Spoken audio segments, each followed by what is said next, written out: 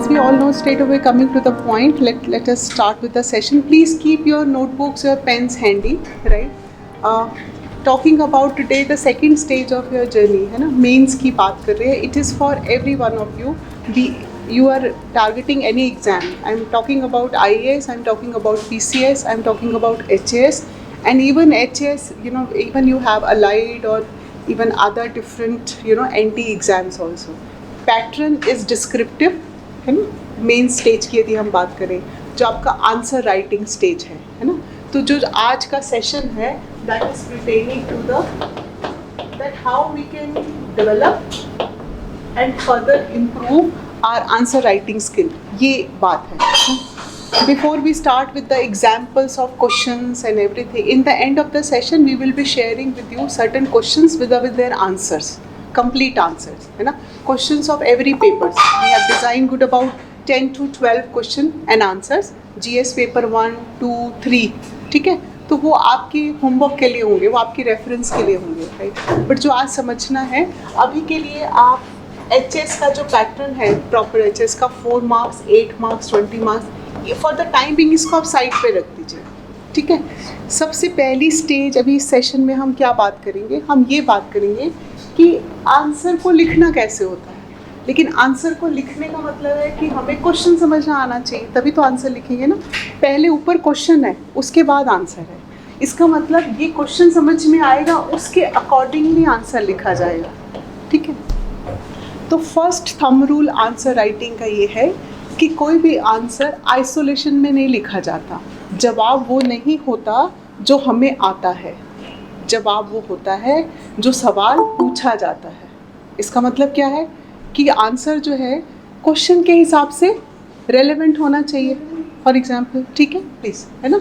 यदि सपोज करो वो आपसे पूछ रहे हैं that you know what is the function of RBI, let's suppose an exam, what is the function of RBI, simple सवाल है. यदि इसमें मैं आंसर ये लिखूँ कि RBI stands for reserve bank of India, RBI was founded on this, it comes under ministry of finance, right, and these are the objectives and goals of RBI, ठीक है. currently RBI has been in news because of this and this inflation or monetary policy. अब इस particular answer में do you think कि कहीं वो question के हिसाब से मेरा आंसर आया? बोलो हाँ, ना, येस और नो, नहीं आया ना. क्वेश्चन क्या था? फंक्शन. लेकिन यदि सपोज करो मैंने देखा RBI और मैंने अभी प्रीलिम्स में RBI के बारे में पढ़ा था, प्रीलिम्स में मैंने उसके फैक्ट्स लर्न किए थे, RBI का फॉर्म हुआ था, इसका लॉ कौन सा है, इसकी मिनिस्ट्री कौन सी है. तो मैंने जैसे ही देखा RBI तो मैंने RBI लिख दिया. तो ये इम्पॉर्टेंट नहीं है ना कि हमें क्या आता है, इम्पॉर्टेंट क्या है. तो सवाल कभी भी आपने आइसोलेशन में नहीं देखना, ठीक है, ऑनलाइन स्टूडेंट्स, राइट. इसको हमेशा देखना है कि क्वेश्चन क्या है. इसका मतलब पहली स्टेज हम सबके लिए क्या होनी चाहिए, क्वेश्चन की टर्मिनोलॉजी, क्वेश्चन की वर्डिंग, क्वेश्चन की स्टेटमेंट को समझना, है ना, ठीक है. अब अगेन आई एम्फसाइज, वो क्वेश्चन चाहे HS में आए, चाहे NT में आए, और वैसे भी चाहे PCS में आए, सभी स्टेट एस्पिरेंट्स ये बात समझ लें कि जो स्टेट के कमीशन है ना, उनका रोल मॉडल और उनका बिग ब्रदर कौन है? UPSC, ठीक है. और हम हमेशा कमीशन ने हमारे साथ कोई कमिटमेंट तो नहीं करी ना कि हमेशा स्टेट के लेवल के पेपर्स को, लेवल को, डिफ़िकल्टी को वो स्टेट रखेंगे, फैक्ट्स रखेंगे, डायरेक्ट क्वेश्चन पूछेंगे. ऐसा कुछ लिखा हुआ है आपके सिलेबस और करिकुलम में? ऐसा कुछ नहीं है ना. इसका मतलब हर स्टेट का कमीशन ये चाहेगा ना कि उसके जो स्टैंडर्ड्स ऑफ क्वेश्चंस हैं, जो स्टैंडर्ड ऑफ एग्ज़ाम हैं, वो उसके बिग ब्रदर के साथ मैच करें, है ना. वो उसको कॉपी करेगा ना, राइट. तो हमेशा प्रिपेयर्ड रहे, टफ ड्रिलिंग के लिए प्रिपेयर्ड रहेंगे. तो इसका मतलब पहले UPSC के पॉइंट ऑफ व्यू से देखें कि टर्मिनोलॉजी क्या क्या पूछी जाती है. Is it okay, right. तो फर्स्ट स्टेज में today we will first talk about कि क्वेश्चन क्या कहता है, क्वेश्चन की वर्डिंग क्या है, और क्वेश्चन की वर्डिंग के हिसाब से हम अपने आंसर को क्या कर सकते हैं, मैनिपुलेट कर सकते हैं, है ना, राइट. दूसरी पहली चीज़ क्या सीखी हम सब ने कि आंसर कभी भी आइसोलेशन में नहीं आता. इसका मतलब हम वो वॉमिट आउट नहीं करेंगे जो हमें आता है, हम वो कहेंगे जो सामने वाला पूछना चाहता है. लिसनिंग और उसमें भी तो, कम्युनिकेशन में भी तो ऐसे ही करते हो ना, इंटरव्यू में भी ऐसे ही करोगे, जो सामने वाला सुनना चाहता है उसको वो बताओगे ना आप इन्फॉर्मेशन, ठीक है। तो सेकंड चीज़ आपकी, जब आप क्वेश्चन के साथ रेलेवेंस में आंसर को सीखेंगे, सेकंड थंब रूल आपने हमेशा क्या याद रखना है, जो आपने अपनी इस जर्नी की 1 साल की मेहनत में प्रीलिम्स की जो इन्फॉर्मेशन गेन की है, तो इसका मतलब आपके पास बहुत नॉलेज है, बहुत इन्फॉर्मेशन है ना, सारे मॉड्यूल्स की। तो जो आंसर राइटिंग है वो उस नॉलेज की एप्लीकेशन होती है, सिर्फ एक्सप्रेशन नहीं होता है ना। वो कैसे आपने, answer is applied only, answer writing is equal to applied knowledge. That means अब अप्लाइड नॉलेज का मतलब क्या है, तो क्वेश्चन के साथ साथ हम ये सेकेंड रूल की एप्लीकेशन देखेंगे कि अप्लाइड नॉलेज का मतलब है कि आपने उसको करंट के साथ भी लिंक करना है, बाकी मॉड्यूल्स के साथ भी लिंक करना है, ठीक है। तो वो, लेकिन कितनी नॉलेज लिखनी है, कितनी नहीं लिखनी, कब पेन चलाना है, कब विड्रॉ कर जाना है ना, वो जो लाइन ड्रॉ करनी है बीच में, वो किस पर डिपेंड करेगी, क्वेश्चन पे डिपेंड करेगी, ठीक है। So online aspirants, Tamanna, Piyush, Ankush, Ishita, सबको यहाँ तक क्लियर है? कुछ doubt? Towards the end we can keep doubt clearing part also. अच्छा, अब लेट मी स्टार्ट ना। अब मैं आपके साथ जो है डिस्कस कर रही हूँ क्वेश्चन की डिफरेंट टर्म्स, डिफरेंट कंसेप्ट्स, है ना, वैरायटी ऑफ क्वेश्चंस हो सकते हैं। चलो, पहला बेसिक ABC जैसे हम शुरू करते हैं ना, ऐसे समझो। पहली चीज़ होती है हमारे पास, पहली टर्म यदि आ जाए डिस्क्राइब, एग्जाम्पल भी ले सकते हैं, ठीक है। लेट सपोज दे से describe the phenomena of, let's say cloud burst, ठीक है।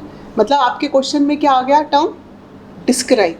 तो अब यदि आपके यहाँ पर आ गया कि describe this phenomena cloud burst, right, या आपके पास आ गया describe the features of, let's say, national health policy, ठीक है। अब दोनों क्वेश्चंस को फ़र्क देखो, एक जगह उसने बोल दिया डिस्क्राइब द फिनोमिना, ठीक है, दूसरी जगह उसने नाम दे दिया फीचर्स। अब सेकंड, दोनों को यदि आप कंपेयर करो तो सेकंड क्वेश्चन आपको ज़्यादा लीडिंग क्वेश्चन लगेगा। सेकंड क्वेश्चन ऐसा लग रहा है कि बिल्कुल क्लियर है, डायरेक्ट है। क्या पता चल रहा है सेकंड क्वेश्चन से आप सबको? साफ ही पता चल रहा है लिखा हुआ कि वो आपसे क्या एक्सपेक्ट कर रहे हैं, फीचर्स लिख रहे हैं, है ना। या सपोज डिस्क्राइब द गोल्स ऐसे लिखा हो, डिस्क्राइब द ऑब्जेक्टिव्स, एक ही बात है। Describe the purpose, goals, purpose, objective, एक ही बात है, ठीक है। ये क्वेश्चन तो डायरेक्ट सिंप्लीफाइड क्वेश्चन हो गया, लीडिंग क्वेश्चन हो गया, है ना। लेकिन कई बार लिख दिया, मान लो describe this phenomena, let suppose, है ना, डिस्क्राइब प्लानिंग प्रोसेस, है ना, से suppose describe good governance, describe inclusive economy, describe social inclusion, है ना, लेट सपोज। तो जब ये शब्द आ जाए, इसमें तो कहीं नहीं लिखा कि आप सोशल इंक्लूजन के फीचर्स लिखने हैं, कि ऑब्जेक्टिव्स लिखने हैं, कि स्कीम्स लिखनी है, कुछ नहीं लिखा, राइट। तो ये जो टर्म होती है डिस्क्राइब, जो वर्ड होता है, यदि इस तरह का क्वेश्चन में वर्ड आए तो हमारा आंसर क्या होना चाहिए?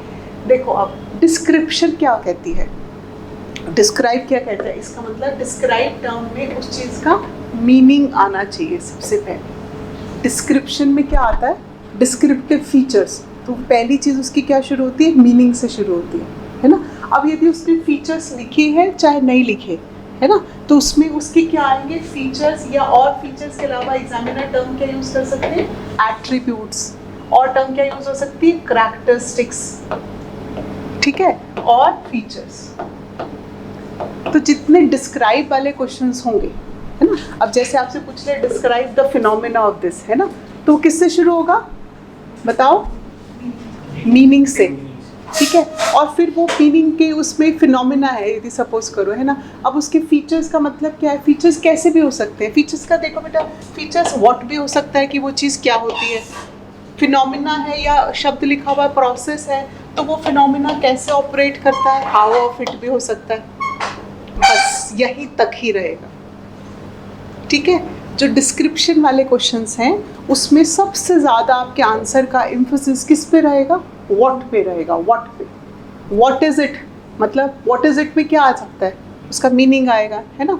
और किसी चीज़ को समझने के लिए या समझाने के लिए आप क्या करते हो, उसका स्ट्रक्चर बताते हो ना, उसके फीचर्स बताते हो, ठीक है, तो उसके फीचर्स उसमें आएंगे, राइट, ठीक है। अब ये क्वेश्चंस जो हैं, इस तरह के क्वेश्चन सप्लीमेंट्री क्वेश्चंस भी आ सकते हैं, मतलब जैसे कि यूपीएससी में 10 मार्क्स, 12 मार्क्स, 15 मार्क्स के क्वेश्चन आते हैं, स्टेट में जैसे एचएस में आपके 20 मार्क्स के क्वेश्चन आते हैं। तो सप्लीमेंट्री क्वेश्चन मतलब उससे पहले आपका ये क्वेश्चन आ गया, लेट्स सपोज ज्योग्राफी का फिनोमिना एक्सप्लेन करें, डिस्क्राइब द प्रोसेस ऑफ, और may be you know what do you mean by disasters, let's say, है ना। और उसके आगे का क्वेश्चन आ गया मे बी डिटेल्ड अप्रोच और maybe policy related to disaster management. तो जो पहले वाला क्वेश्चन है आपका, what is it, describe, right, तो वो क्या किस पर मीनिंग करता है, डिस्क्रिप्टिव फीचर्स, ठीक है। और वो उस क्वेश्चन की जो ओरिएंटेशन होती है ना, हमेशा वो प्रेजेंटली ओरिएंटेड होती है। जो डिस्क्राइब वाले क्वेश्चंस होते हैं ना, याद रखना इसको, उसमें हम कोई फ्यूचर रोड मैप, कोई फ्यूचर इम्प्लीकेशंस की बात नहीं करते। प्रेजेंट जो सिनेरियो है, प्रेजेंटली क्या फीचर्स हैं, है ना। अमरनाथ यात्रा के उसमें हुआ तो अब प्रोबेबिलिटी बढ़ जाएगी ना कि ज्योग्राफी में आपको क्वेश्चन आ जाएगा, आएगा ना, यू एग्री विद दिस, है ना। तो इस तरह से हमने डिड्यूस किया कि आपके आसपास कौन से इवेंट्स हो रहे हैं, कैसी घटनाएं हो रही हैं, है ना। उससे एग्जामिनर आप will you know would like कि आप कितने अवेयर हैं उसके प्रति, है ना। जितने आप अवेयर होंगे उस हिसाब से वो आपके जीएस में पेपर्स आ जाएंगे। फर्स्ट पार्ट सबको क्लियर हो गया, ऑनलाइन स्टूडेंट सबको क्लियर है, भारती, अर्चना, ऑल ऑफ यू, कुछ पूछना है यहाँ तक, राइट। अब इसी से मिलता जुलता एक और कंफ्यूजिंग वर्ड देखो, डिस्क्राइब पर ही मिलता जुलता है ना, टर्म आ जाती है डिफाइन। ये सारे ऑलमोस्ट एक ही लेवल के टर्मिनोलॉजी है ना। डिस्क्राइब, डिफाइन, डिफाइनिंग फीचर्स, ऐसे भी पूछ सकते हैं, what are the defining features of XYZ phenomena और मे बी सम प्रोसेस, है ना। से सपोज आपको कहे कि define the process of industrialization, तो डिफाइन और डिस्क्राइब में क्या पार्ट है, डिफाइन जैसे यहाँ पर हम मीनिंग कह रहे थे, है ना, मीनिंग वही है, लेकिन डिफाइन का मतलब है आप उस मीनिंग को ऐसे डेफिनेशन फॉर्मेट में लिख रहे हो, है ना, कि एक ही डेफिनेशन में उसका मीनिंग भी क्लियर हो रहा है और उसके फीचर्स भी क्लियर हो रहे हैं, ठीक है। फॉर एग्जाम्पल यदि आपने कहा कि डिस्क्राइब डिजास्टर्स, लेट्स से, है ना, तो आपने उसकी डिस्क्रिप्शन कैसे करी कि डिजास्टर क्या होता है, एक ऐसा हाई इंटेंसिटी का कोई इवेंट जिसके बहुत ही यू नो नेगेटिव और हाई इंटेंस के जो है बैड डिवास्टिकेटिंग क्या होंगे, कॉन्सिक्वेंसेज होंगे, ये आपने डिजास्टर के फिनोमिना को डिस्क्राइब किया, है ना। लेकिन जैसे ही उन्होंने पूछा कि डिफाइन डिजास्टर्स, है ना, तो डेफिनेशन वाले पार्ट में जो आपकी मीनिंग की जो यूसेज ऑफ जो टेक्निकल टर्म है ना, और जो उसकी लेंथ है, ब्रॉड एक्सप्लेनेशन है, वो क्या होगी, बढ़ जाएगी, है ना, कि disasters are so and so phenomena which cause human immense you know loss at all the levels, है ना। और इसी में इसके फीचर्स एक्सप्लेन हो जाएंगे, इट कैन बी नेचुरल और मैन मेड डिजास्टर्स, ठीक है। तो डिस्क्रिप्टिव फीचर्स, डेफिनेशन का मतलब है, डिफाइन का मतलब है कि उसमें डेफिनेशन के साथ साथ आपने उसी डेफिनेशन में उसके फीचर्स को ऐड ऑन कर लिया। डिस्क्रिप्टिव का मतलब है आपने उसको दो स्टेजेस में, उसी डेफिनेशन को दो में पार्ट डिवाइड कर दिया, पहले आपने मीनिंग लिखा, फिर आपने उसके फीचर्स लिखे। लेकिन यदि सपोज डिस्क्राइब में ऑलरेडी फीचर्स मेंशन है, या फीचर्स के अलावा उन्होंने ऑब्जेक्टिव्स लिखे, पर्पस लिखे, explain say define the, describe the objectives of national education policy, you see, है ना। तो इसका मतलब क्या है कि अच्छा उसके आपने गोल्स लिखने हैं, फिर स्ट्रेट फॉरवर्ड है, क्लियर एवरीबडी, राइट, ठीक है। So this was the first thing you should know, first concept describe and define, ठीक है। अब इसी से नेक्स्ट जो हायर लेवल का जो स्टेप होगा, यदि हम असेंडिंग ऑर्डर से देखें, तो वो आपका क्या आ सकता है, एक्सप्लेन, राइट। एक्सप्लेन टर्म आ जाए, इलैबोरेट टर्म आ जाए, ठीक है। एक्सप्लेन दिस, अब यही इसी एग्जाम्पल्स को ले लें, है ना। Explain you know the process of this again crowd burst, let's suppose, है ना। Explain artificial intelligence, let's say, explain fourth industrial revolution, let's say, है ना, ठीक है। Explain the maybe the, कई बार ये तो आपका सिंपल हो गया, explain this disaster, explain this cloud burst. Let's suppose अब another straightforward leading question क्या आ जाएगा, explain the factors affecting, let's suppose, है ना, policy implementation, let's say, explain the drivers behind you know Indian poverty, let's suppose, है ना, और explain the factors affecting population growth, okay। अब जब आपको टर्मिनोलॉजी यहाँ पर दिख रही है फैक्टर्स, फैक्टर्स की जगह एग्जामिनर और क्या टर्म यूज कर सकते हैं? फैक्टर्स का वर्ड आ सकता है, वेरिएबल्स वर्ड आ सकता है, डिटर्मिनेंट्स वर्ड आ सकता है, ठीक है। फैक्टर्स, वेरिएबल्स, डिटर्मिनेंट्स, ये क्या है? ये लीडिंग क्वेश्चन है, क्लियर हो रहा है इससे कि ये तो नहीं पता चल रहा कि फैक्टर्स का मतलब है प्रिंसिपल्स लिखना, गोल्स लिखना, ऑब्जेक्टिव्स लिखना, डेफिनेशन लिखना, ऐसा लग रहा है किसी को? बताओ ऑनलाइन, है ना? तो इसका मतलब हमें ये तो स्ट्रेट फॉरवर्ड है, लेकिन सपोज करो ये यहाँ पर फैक्टर्स, वेरिएबल्स, डिटर्मिनेंट्स का कुछ लीडिंग ना हो, सिर्फ यही हो एक्सप्लेन, इलैबोरेट, है ना? अभी हम डिस्क्राइब और डिफाइन में कौन सी स्टेज पे थे? ज़्यादा फोकस किस पे था? व्हाट पे था, ठीक है। अब हम सेकेंड स्टेज पर आ गए, हमारा लेवल इंक्रीज हो रहा है, हम एक्सप्लेन पर आए। एक्सप्लेन में व्हाट के साथ साथ किस पर फोकस हो जाएगा? हाउ पर, वाई पर। वाई तो अभी कहीं आया ही नहीं था क्योंकि, है ना? तो जो एक्सप्लेन होता है ना, इसका मतलब उसमें हमारा सारा फोकस किस पर होता है? जब भी टर्म मिले एक्सप्लेन, इलैबोरेट, तो फोकस किस पे जाता है? कॉजेस पर, है ना? से suppose explain the changing trend in demographic dividend, तो इसका मतलब उसने ये तो नहीं कहा ना डिस्क्राइब डेमोग्राफिक डिविडेंड, उसने क्या पूछा है? Changing trend. तो एक्सप्लेन करना मतलब है वो ट्रेंड, मतलब यदि उसमें कोई डायरेक्शन चेंज हो रही है उसके क्या बताने हैं? रीजंस बताने हैं, फैक्टर्स बताने हैं, कॉजेस बताने हैं, राइट? ठीक है, राइट। अब जैसे आपने कहा कि उसने कहा explain the process of disaster, तो दैट मीन्स उस प्रोसेस में बताना है कि डिजास्टर्स के रीजंस क्या होते हैं, क्लाउड बर्स्ट के रीजन क्या होते हैं।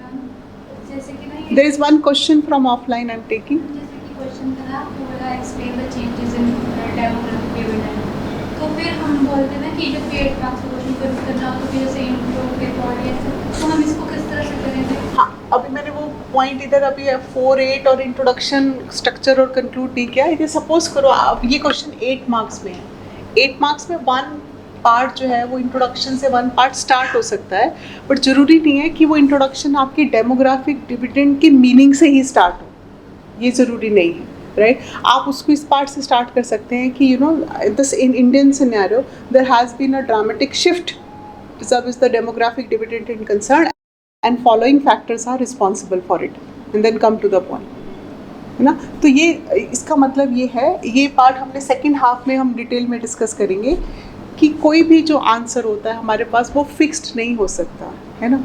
और आंसर का जो स्ट्रक्चर और बॉडी है, जो जनरली हम सबको लगता है कि हर आंसर में इंट्रोडक्शन होना चाहिए, आंसर का एक फ्रेमवर्क और बॉडी होना चाहिए और कंक्लूजन होना चाहिए, लेकिन ये भी फिक्स्ड नहीं है। आप बहुत रिजिड माइंड साइड से इसको अप्रोच नहीं कर सकते, क्योंकि depending upon the need of the question and depending upon the question के मार्क्स कितने हैं। जैसे आप यदि फिक्स से चलें, स्पेशली HS एस्पिरेंट की इंट्रोडक्शन चाहिए लेट्स से, है ना, लेकिन 4 मार्क्स में तो there is no role of introduction and there is no role of conclusion, right? ऐसे ही यदि हम ये कहें कि हमेशा इंट्रोडक्शन जो है वो उसकी मीनिंग और डेफिनेशन से ही शुरू होनी चाहिए, ऐसा नहीं हो सकता। क्यों? हर चीज़ किस चीज़ पर डिपेंड करती है? क्वेश्चन पर। लेकिन फिर आप सब कैसे सीखेंगे ये वाली बात कि क्वेश्चन, इसका मतलब हमें वैरायटी ऑफ क्वेश्चन प्रैक्टिस करने पड़ेंगे, है ना? इसका मतलब एक ही तरीका है आंसर राइटिंग। आपकी कोई हॉबी होगी, किसी की आर्टिस्टिक एप्टीट्यूड होगा, है ना, किसी के पास म्यूजिकल एप्टीट्यूड होगा, कोई अच्छा पेंटर होगा, कोई अच्छा डांसर होगा, कोई अच्छा सिंगर होगा। ओवर द टाइम आपका ये आर्ट ग्रूम किया होगा ना, होगा ऐसा? Do you agree with this online? Over the time आपको लगा होगा ना कि हम इसमें इम्प्रूव कर रहे हैं। आंसर राइटिंग जो है ना वो एक आर्ट है, और आर्ट को डेवलप करना, इम्प्रूव करना हमेशा एक प्रोसेस होता है।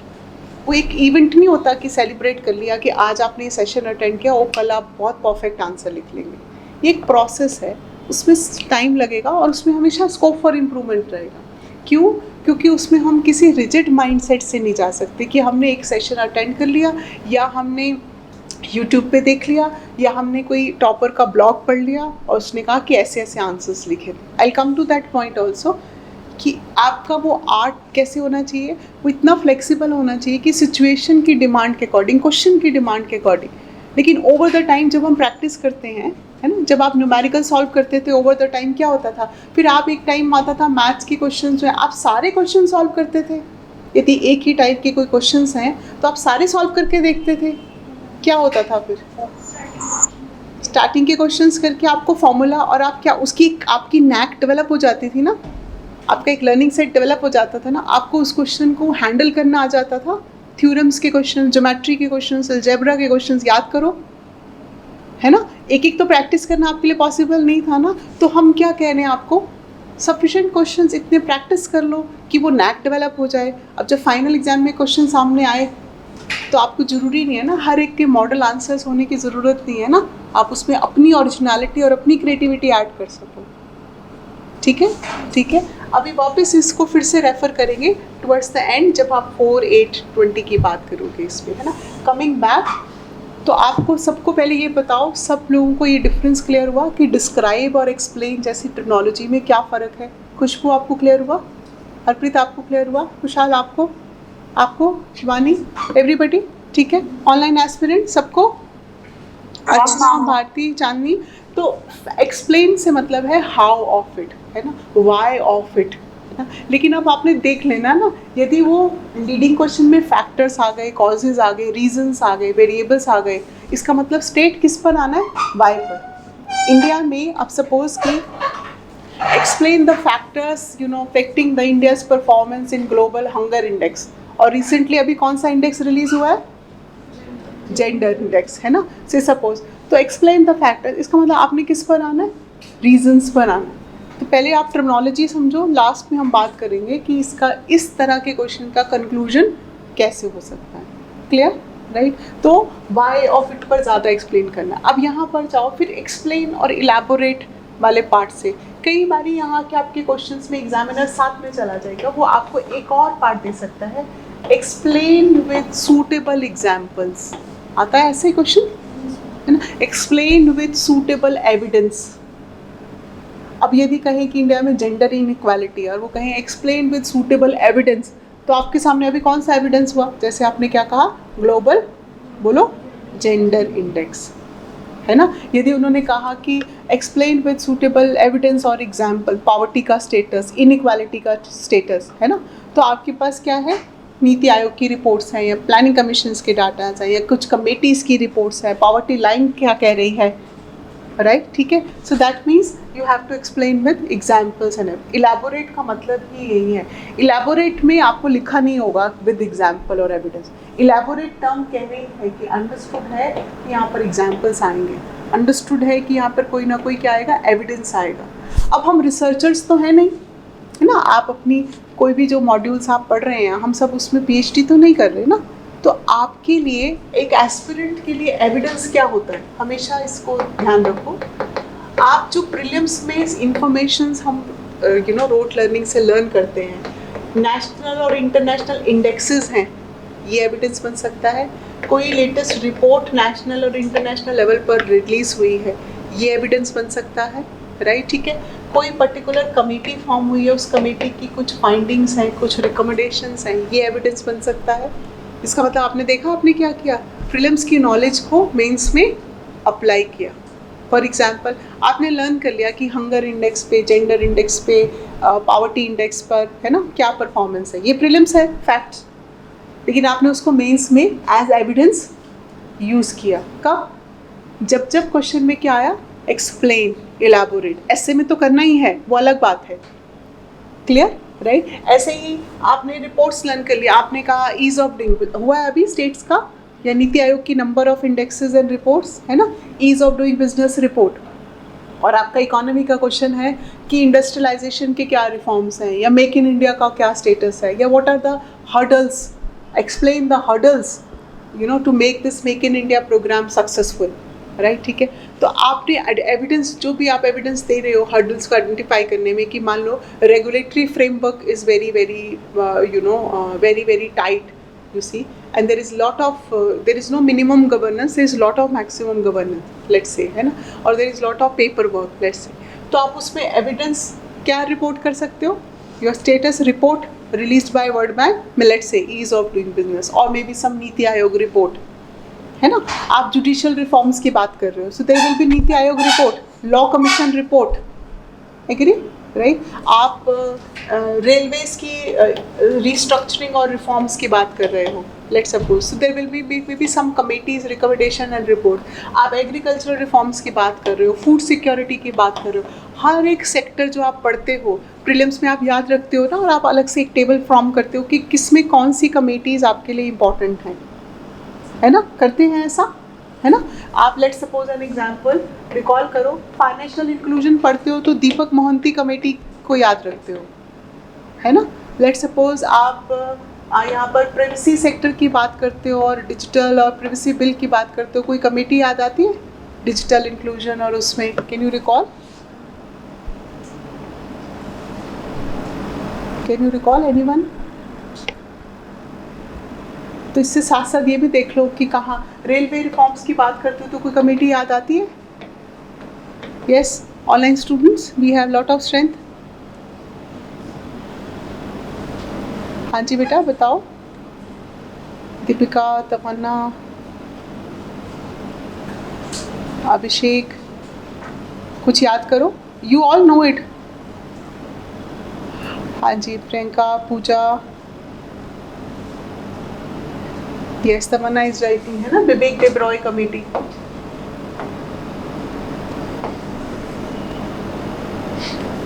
विवेक डेब्रॉय कमेटी, है ना, ऐसे नंबर ऑफ कमेटीज हमेशा जो आप प्रीलिम्स पॉइंट ऑफ व्यू से पढ़ते हो,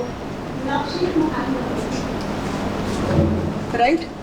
सो दैट मीन्स ये आपका क्या बनेगा, you are relating, right, centre state relations पढ़ते हो, है ना, फेडरलिज्म पढ़ते हो, राइट, ठीक है। तो कुछ कमेटीज़ का रेफरेंसेस आता है, येस और नो, कोई ARC रिपोर्ट्स आती हैं, है ना, राइट, ठीक है। So that means you know Sarkaria commissions to you know Punchhi commissions, that means ये आपके प्रीलिम्स में जो आप पढ़ रहे हो, है ना, तो वो आपका कहाँ पर यूज़ होगा, एविडेंस की तरह, इलैबोरेट एंड एक्सप्लेन, सबको, एवरीवन, राइट। तो आपकी रिपोर्ट्स, है ना, तो इसका मतलब प्रीलिम्स में जो रिपोर्ट्स पढ़ रहे हो, कोई गवर्नमेंट ने कोई कमेटी फॉर्म की, है ना, नीति आयोग ने कोई कमेटी फॉर्म की, स्पेशल एक्सपर्ट कमेटी बनाई, टास्क फोर्स बनाई, ऐसे आती है ना न्यूज़, और ये सब आप करंट में पढ़ते हो, ठीक है। इसको आपने कहाँ यूज़ करना है, मेंस में, तो explain and elaborate, clear till here online aspirants, ठीक है।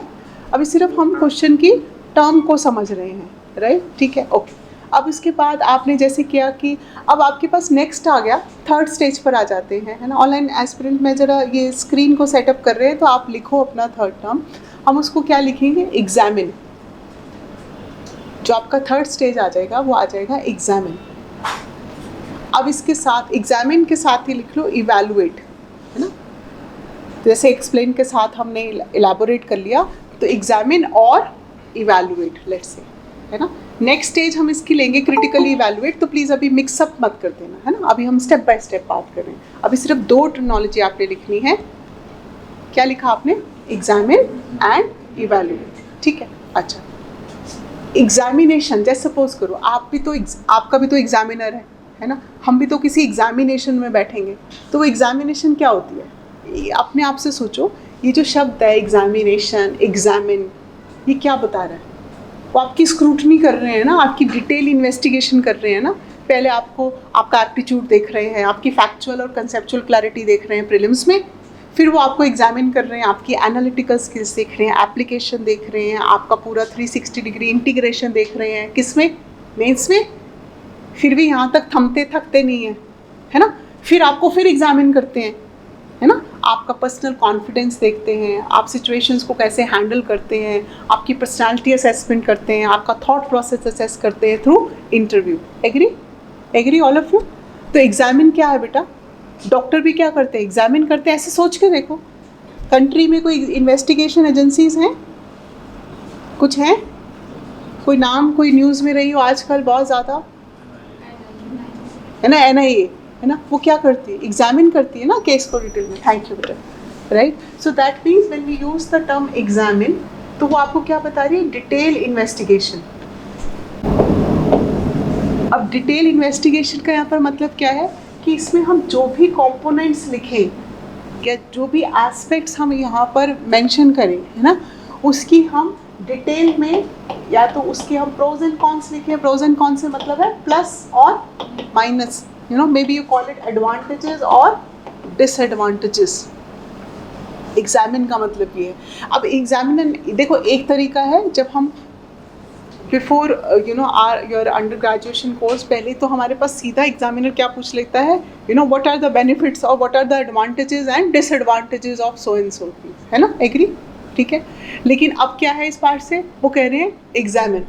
जैसे सपोज करिए talking about, government is talking about environment impact assessment के रूल्स को चेंज कर रहे हैं, लेट्स सपोज, है ना. सो एग्जामिन इट्स इम्पैक्ट, है ना, और examine the rules related to this, you know, examine some particular, maybe, you know, any other law, examine the impact of or maybe the features or provisions related to right to education, है ना, or maybe, you know, right to information. तो examine करने का मतलब है उसकी, जैसे हम जिसको लेमन टर्म में हम कहते हैं ना, बाल की खाल उधेड़ देना. आपने एक एक एस्पेक्ट को पिक किया और उसको एक्सप्लेन किया, राइट, ठीक है. सो एग्जामिनेशन का मतलब है इन्वेस्टिगेशन. तो उसने एग्जामिन टर्म में आपको लिखा नहीं है कि आपने प्लस माइनस बताना है, लेकिन एग्जामिन टर्म ही आपको सफिशिएंट है अपने आप में. वो क्या बता रही है आपको कि आपने क्या बताना है, इसके एडवांटेजेस, डिसएडवांटेजेस, बेनिफिट्स क्या है.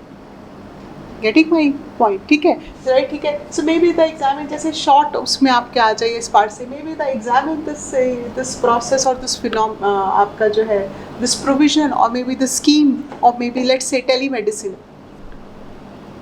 right, ठीक है.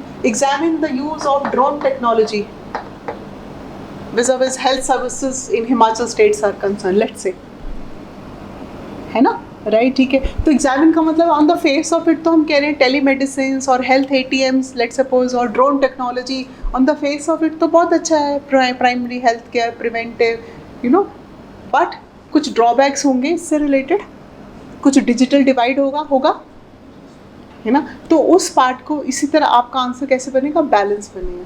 यही चीज़ आपकी किस में आ जाती है, इवैल्यूएट. किसी चीज़ को इवैल्यूएट, एग्जामिनर भी तो आपके आंसर को इवैल्यूएट कर रहा है.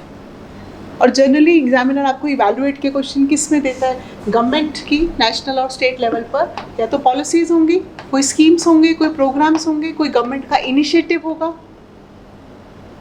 ठीक है. लेट्स सपोज स्टेट का जनमंच प्रोग्राम, इवैल्यूएट.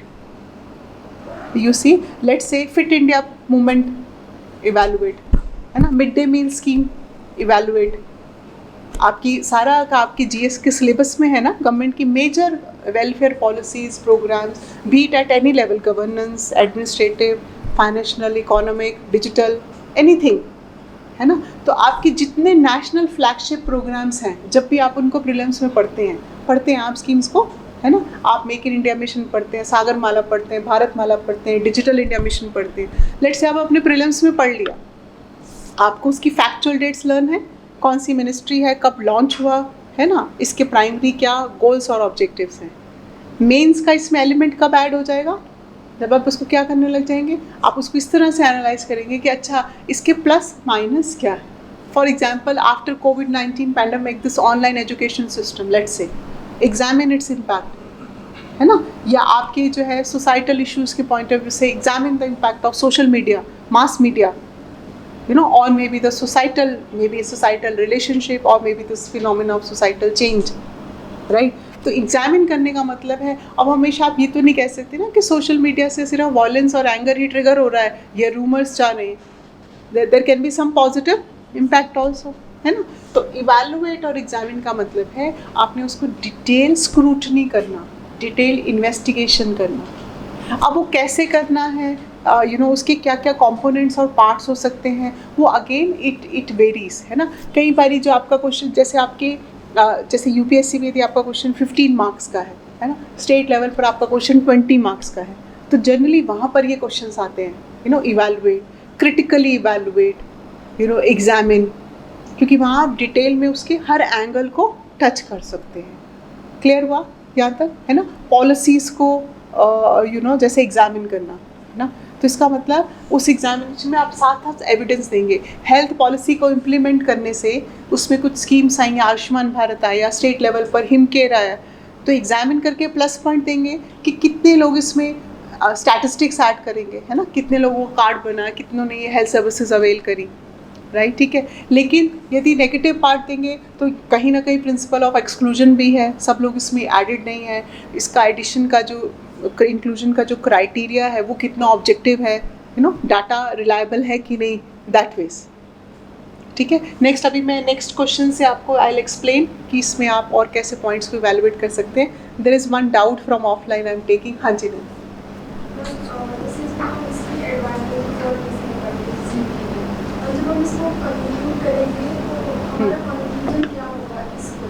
इस क्वेश्चन में, है ना, ओके, लेट्स स्टार्ट विद, इसको हम एग्जामिन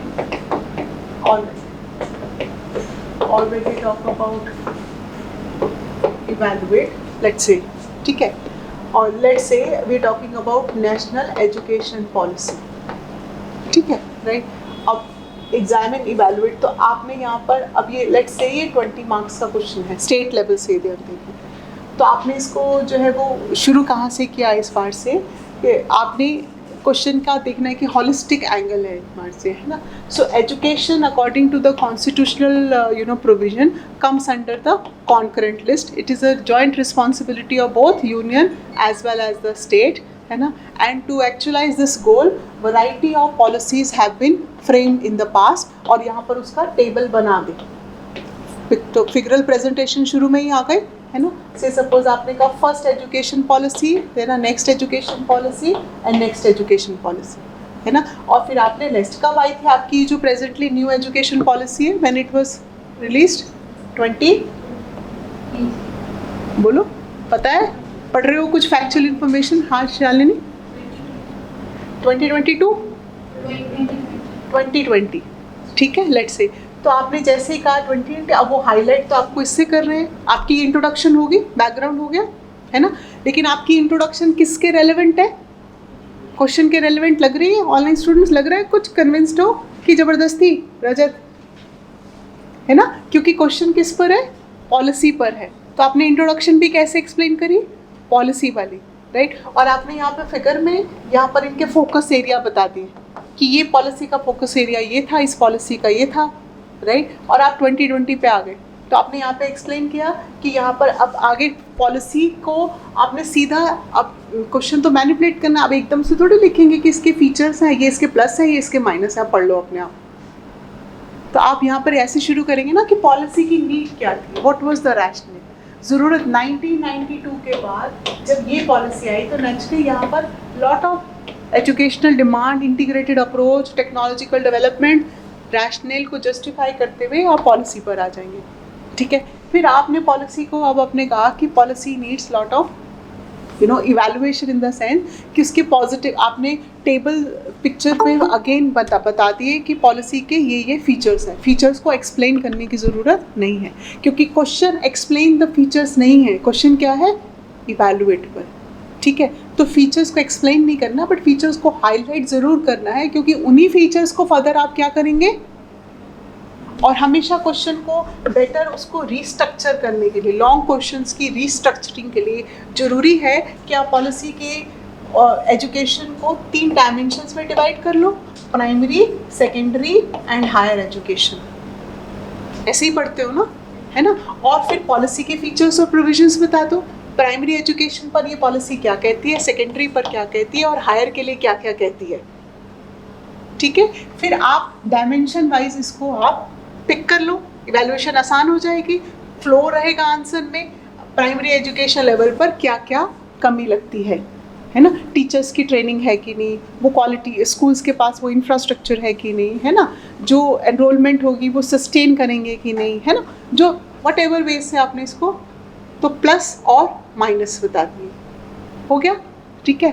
अब जब आप जो नेहा आपका डाउट था, अब हमने इसको कंक्लूड करना है, तो अब आपने एक चीज़ को क्या किया, आपने उसको स्क्रूटनी किया है ना, एक तरह से आपने उसको प्लस भी बताया, माइनस भी बताएं। तो अब आप देखो आपका कंक्लूजन कैसा होना चाहिए, आपका कंक्लूजन वो होना चाहिए ना कि इसके माइनस को कैसे, आपने एक तरह से लूप होल्स बताया ना, तो अब आप ये बताओगे ना कि लूप होल्स को हम कैसे प्लग इन कर सकते हैं, तो आप बताएंगे ना, अच्छा ये पॉलिसी बहुत अच्छी, इसमें ये फीचर्स हैं, लेकिन यदि हम चाहते हैं कि ये लूप होल्स प्लग इन हो तो सबसे इम्पॉर्टेंट चीज़ क्या है कि इस पॉलिसी का जो ऑपरेशनलाइजेशन है, उसका क्या मतलब होता है, जो पॉलिसी की इम्प्लीमेंटेशन है वो पूरी इफ़ेक्टिव होनी चाहिए, और जिन एजेंट्स ने, जिन सोर्सेज ने इसको इम्प्लीमेंट करना है ना, उनकी ट्रेनिंग होनी चाहिए, कैपेसिटी बिल्डिंग।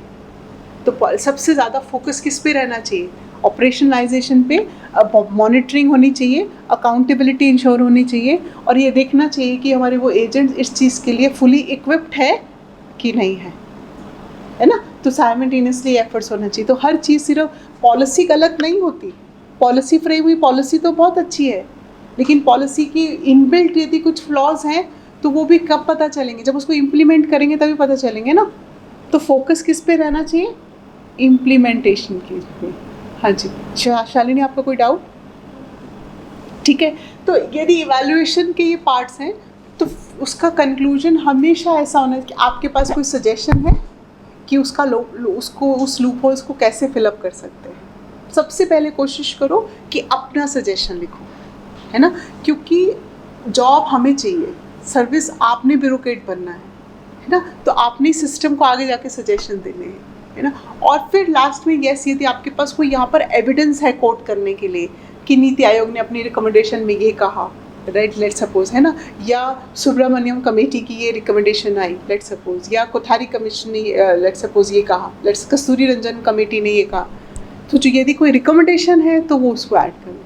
लेकिन आपको यदि लगे कि हम सिर्फ रिकमेंडेशन और कमेटी की रिपोर्ट लिख दी हमने तो उससे मार्क्स आ जाएंगे, तो नहीं, उन्होंने कमेटी की सिलेक्शन नहीं करनी है, आपकी सिलेक्शन करनी है। Through your answer your examiner wants to know your level thought process, your aptitude, your attitude towards services, whether you are a solution oriented person or not. If you are always cribbing and complaining about the system, fault finding about the system with no optimistic future oriented conclusion, आपके पास solution नहीं है ना, so that means वो आपको लगेगा कि आप system का part बन के भी क्या करते रहेंगे, सिर्फ कमियां खोजते रहेंगे। So we always say it is a test of your bureaucratic, this aptitude and attitude. It is not just a test of your factual knowledge. ठीक है, यहाँ clear? Online, right? अब now let's take another example. इसको और level से भी देख सकते हैं। जैसे यही evaluate के questions के part में, अब आपकी कोई programs हैं, कोई भी government की national flagship program है, let's say आपने कहा जैसे कुछ इकोनॉमी के प्रोग्राम्स ये दिले, जैसे मेक इन इंडिया प्रोग्राम हो गया, है ना, अभी हम इंफ्रास्ट्रक्चर की बात कर रहे थे, सागर माला हो गया, भारत माला हो गया, लेट सपोज इसकी इवैल्यूएशन है, ये डिजिटल इंडिया हो गया, राइट, ठीक है, या for that matter any other welfare initiative, है ना, वुमेन एम्पावरमेंट के इनिशिएटिव्स हैं। अब आजकल जैसे नारी शक्ति प्रोग्राम है, बेटी बचाओ बेटी पढ़ाओ, है ना, टीवी के एलिमिनेशन के प्रोग्राम्स हैं, आप कोई भी एस्पेक्ट देख लीजिए। जब आपने इनको इवैल्यूएट करना है, इनका इम्पैक्ट देखना है, तो जिस एरिया के ये प्रोग्राम है तो सबसे पहला इम्पैक्ट उनका उन्हीं पे बताओगे। यदि मेक इन इंडिया का इम्पैक्ट है तो वो क्या आएगा, इकोनॉमी के लिए इम्पैक्ट आएगा, ये तो सभी बताएंगे ना, ये तो अनसेड रूल है ना। एग्री खुशबू, कंफर्टेबल, समझ में आ रहा है ना आपको? तो अब यदि सपोज करो आपका सागरमाला भारतमाला है तो आपका ये इंफ्रास्ट्रक्चर पर इम्पैक्ट है, एग्री। यदि डिजिटल इंडिया है तो ये डिजिटल इकोनॉमी पर इम्पैक्ट है, ये डिजिटल स्मार्ट गवर्नेंस पर इम्पैक्ट है, ठीक है, राइट। ये तो सभी बताएंगे ना, ये तो यही तो बताना है। लेकिन अब यहाँ देखो, इवैल्यूएशन में एक इवैल्यूएशन और आंसर होता है जिसमें आप एक प्लेटफॉर्म पे खड़े हुए और आप बस वहीं खड़े रहे। फॉर एग्जाम्पल, अब जैसे मेक इन इंडिया है तो आपने उसका ओवरऑल मैक्रो लेवल पर इकोनॉमी, रेवेन्यू जनरेशन, इंडस्ट्री, है ना, वोकल फॉर लोकल, आत्मनिर्भर भारत, आपने ऐसे ये लिंक किया। लेकिन क्या इसका कोई इनडायरेक्ट इम्पैक्ट भी होगा बेटा? Do you think make in India program यदि सक्सेसफुल होगा, इकोनॉमिक सारे impact, employment generation, revenue generation, कुछ और होगा? कुछ सोचो, आप अपने पार्ट से थोड़ा ब्रेनस्टॉर्मिंग करो। जैसे अब आप मेक इन इंडिया को सामने रख लो, पढ़ तो आप इसको पढ़ कहाँ रहे हो। अब मैं आपको आंसर राइटिंग की, अब हम यहाँ पर एक नई जो स्टेज की यहाँ बात कर रहे हैं, टर्म्स के साथ साथ एक और स्टेज की यहाँ बात कर रहे हैं। कैसे स्टेज की बात कर रहे हैं, सोचने के लिए क्या कर सकते हैं। देखो, ये मेक इन इंडिया का प्रोग्राम जो है आपका जीएस पेपर 3 है। ठीक है, अपने मॉड्यूल्स रिवाइज करो। 4 मेजर पिलर्स ऑफ जीएस जरा रिकॉल करके बताना। नवीन बताना क्या क्या पढ़ते हैं जीएस में, या पढ़ना पड़ता है, जो भी कह लो। अरे आजकल क्या पढ़ रहे हैं आप लोग? यस, हिस्ट्री है आपके पास, इंडियन पॉलिटी है, इकोनॉमी है, ज्योग्राफी है। यस, ये 4 मेजर पिलर्स है। ज्योग्राफी के साथ इंटरलिंक्ड होके आज का जो सबसे कंटेम्प्रेरी पार्ट है आपका, वो क्या है आपका? इकोलॉजी है, इन्वायरमेंट है, सबसे इम्पोर्टेंट है ना। और टेक्नोलॉजी को अवॉइड नहीं कर सकते, एग्री है ना। अब वो चाहे इंफॉर्मेशन टेक्नोलॉजी ले लो, चाहे साइंस टेक्नोलॉजी ले लो, है ना। ये आपका सिलेबस ब्रॉडली यही कहता है। अब चाहे एस्से राइटिंग हो, जिसकी नेक्स्ट सेशन में बात करेंगे, अभी बात कर रहे हैं चाहे क्वेश्चंस की आंसर राइटिंग हो, इवैल्यूएशंस की जब हम बात कर रहे हैं, पॉइंट्स की बात कर रहे हैं, जब हम अपने आप से ये पूछते हैं कि इंटीग्रेटेड आंसर कैसे लिखा जाए, हॉलिस्टिक आंसर कैसे लिखा जाए, जब हम एनालाइज करें, एग्जामिन करें, इवैल्यूएट करें, इसका मतलब है इन डेप्थ जाना है। तो इन डेप्थ इन्वेस्टिगेशन कैसे हो।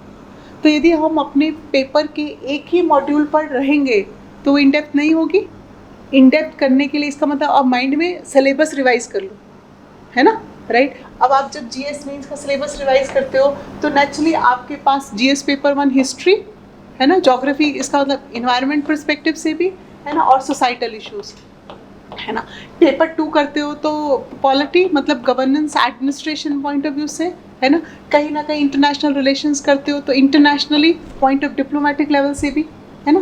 पेपर 3 करते हो तो economy, ecological factors, excuse me, है ना, साइंस टेक्नोलॉजी आ गया। इसका अब आ जाओ वापस इस पर, वापस आ जाओ मेक इन इंडिया पर, ठीक है।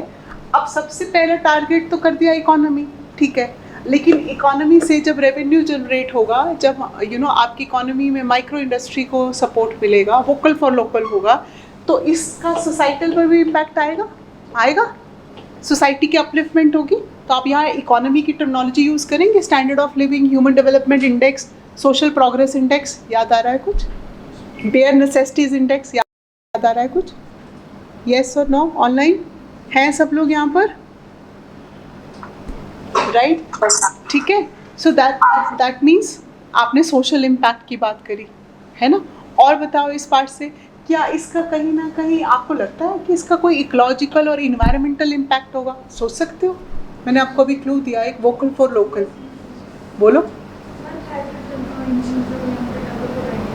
यहाँ पर डेवलप हो रहे हैं, और जो सब मैन्युफैक्चरिंग यदि यहीं पर हो रही है तो इंपोर्ट सब्स्टिट्यूशन, इंपोर्ट पे डिपेंडेंस कम, इंपोर्ट पे डिपेंडेंस कम, इसका मतलब कार्बन फुटप्रिंट, उसको इकोलॉजी से लिखना पड़ेगा ना, लिखना पड़ेगा।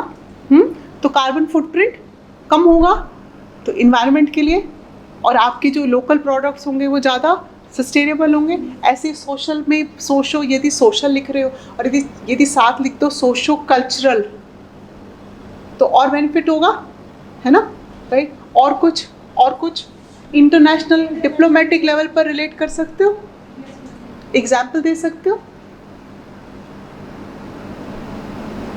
Yes, Sudhanshu is saying fortifying the rupee, all right. और कुछ? तमन्ना इज स्टेटिंग यस, उसका सिर्फ ये लिखना, yes Tamanna agree, Tamanna is writing female labour force participation will increase. जैसे अब शिवानी इज स्टेटिंग कि इंटरनेशनल रिलेशनशिप स्ट्रांग होंगे।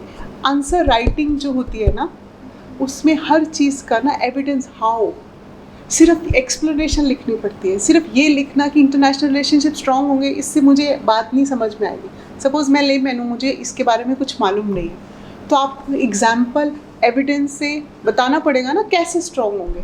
आपने कहा लेट सपोज कि ब्रह्मोस में साइंस है, लेट सपोज, तो हमने किया, तो अब वियतनाम या फिलीपींस ऑर्डर दे रहे हैं ना हमें, तो हमारा इंटरनेशनल क्रेडिबिलिटी भी बढ़ेगा, है ना, हमारी स्ट्रैटेजी की इंपॉर्टेंस भी बढ़ेगी। अब डीआरडीओ है और हमारी जो इनबिल्ट यहाँ पर डिफेंस मैन्युफैक्चरिंग हो रही है ना, make in India in defence sector, उससे हमारी जो स्ट्रैटेजिक पोजीशन है वो और स्ट्रेंथन होगी। तो इसका मतलब जो आपने डिफेंस टेक्नोलॉजी में पढ़ा वो आपको यहाँ इकोनॉमी में यूज़ करना पड़ेगा, है ना।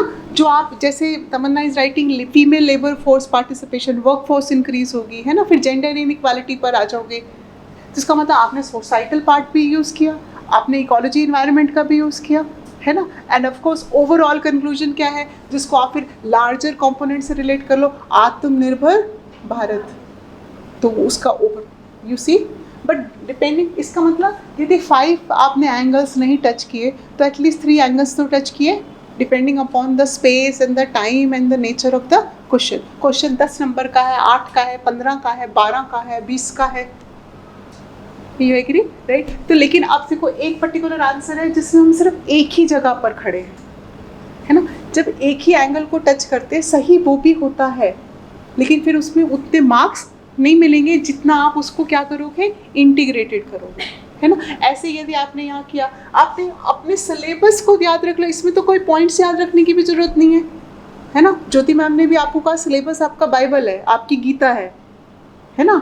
तो आपने सिलेबस, आपको पता है, आप हिस्ट्री देखते हैं, तो जब ऐसे को यूज़ करते हैं तो हम हिस्टोरिकल पर्सपेक्टिव से शुरू करते हैं। 20 मार्क्स का क्वेश्चन शुरू किया एजुकेशन का, तो हम हिस्ट्री से शुरू हुए ना, हमने पीछे से हिस्ट्री देखी ना एजुकेशन पॉलिसी की, तो आप हिस्ट्री से शुरू हुए। आप हर चीज़ को, अब आप यहाँ इन्वायरमेंट इकोलॉजिकल देखा, अब कोई टेक्नोलॉजिकल डेवलपमेंट भी तो होगी, आप उससे भी तो मेक इन इंडिया को रिलेट करेंगे। Artificial intelligence, 4th industrial revolution, है ना, गिग इकोनॉमी, तो आप टेक्नोलॉजी एस्पेक्ट से भी रिलेट करेंगे, आपकी टेक्नोलॉजिकल इंडिपेंडेंस, एडवांसमेंट कितनी होगी, क्लियर राइट? तो दैट मीन्स पार्ट यही रहेगा, बट इवैल्यूएशन के एंगल्स आने चाहिए। फॉर एग्जांपल आपने सागरमाला भारतमाला को लिया, अगेन सेम चीज़, इंफ्रास्ट्रक्चर डेवलपमेंट है यदि, तो क्या होगा, economy, connectivity, all right, but इसके अलावा, है ना, एम्पावरमेंट, इंटरलिंकेज, वो जो कनेक्टिविटी है आपकी, वो इंटरनेशनल रिलेशंस में, डिप्लोमेसी में भी तो जाएगी, commercial connectivity, physical connectivity, then people to people connectivity, clear right? और अब state aspirants, whether they are Punjab PCS aspirants और हिमाचल HS एस्पिरेंट्स, इस तरह के क्वेश्चन में यदि एग्जाम्पल स्टेट का है कोई, है ना, for example vocal for local products का, है ना, हिमाचल, तो स्टेट का एग्जाम्पल से आप क्या ऐड कर सकते हैं, revival of state culture, revival of state art, है ना, तो वो स्टेट का, तो नेशनल के क्वेश्चंस में स्टेट का एग्जाम्पल, एग्री राइट? तो that is how we have to integrate. But बच्चों देखो, इतनी सारी बातें याद रखनी, कि पहले क्या याद रखना है, क्वेश्चन की टर्मिनोलॉजी को समझना, फिर आंसर में सारे पर्सपेक्टिव देना, फिर ये भी याद रखना, ओ अच्छा ये स्टैटिक इन्फॉर्मेशन है, इसको करंट से लिंक करना, फिर ये याद रखना कि इसमें स्टेट का एग्जाम्पल देना। आपको लगता है कि सिर्फ रिसीविंग साइड पे होकर, ऑडियंस की तरह बैठकर, लेटर ऑन जो फाइनल एग्जाम में हम जाएंगे तो हम ये सारे पॉइंट्स हमें याद रहेंगे और हम वहाँ इनकॉर्पोरेट कर लेंगे? Do you think? No ma'am. है ना? फिर ये कैसे याद रहेंगे आपको? प्रैक्टिस से, है ना, करत करत अभ्यास के। तो कोई चॉइस ही नहीं है ना, कि उसको करना ही पड़ेगा। जो अपना फियर है, जो अपना हेजिटेशन है, जो अपना कॉम्प्लेक्स है, कोई चॉइस ही नहीं है, उसको ओवरकम करना ही पड़ेगा, right? So coming back, so okay, so now we have this.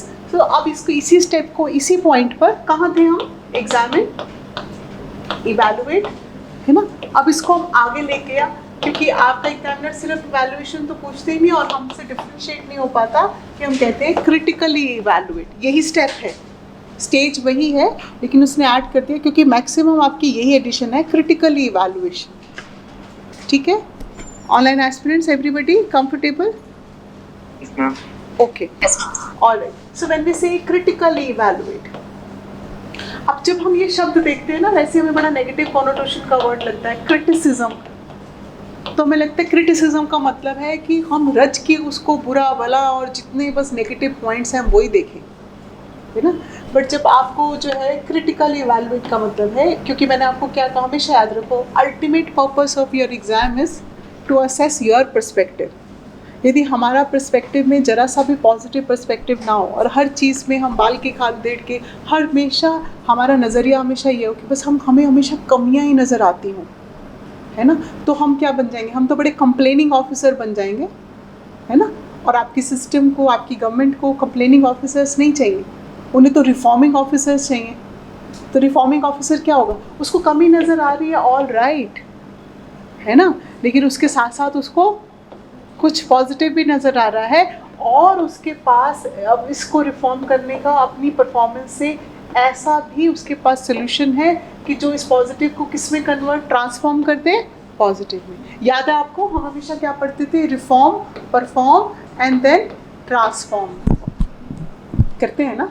ये अप्रोच जो है आपकी PRT, ये अप्रोच आप अपनी आंसर राइटिंग में भी याद रखोगे ना, कि आपका जो क्रिटिकल इवैल्यूएशन है, जो आपका एनालिसिस है, आपको क्रिटिकल इवैल्यूएशन के साथ आप कई बार आता है एनालाइज,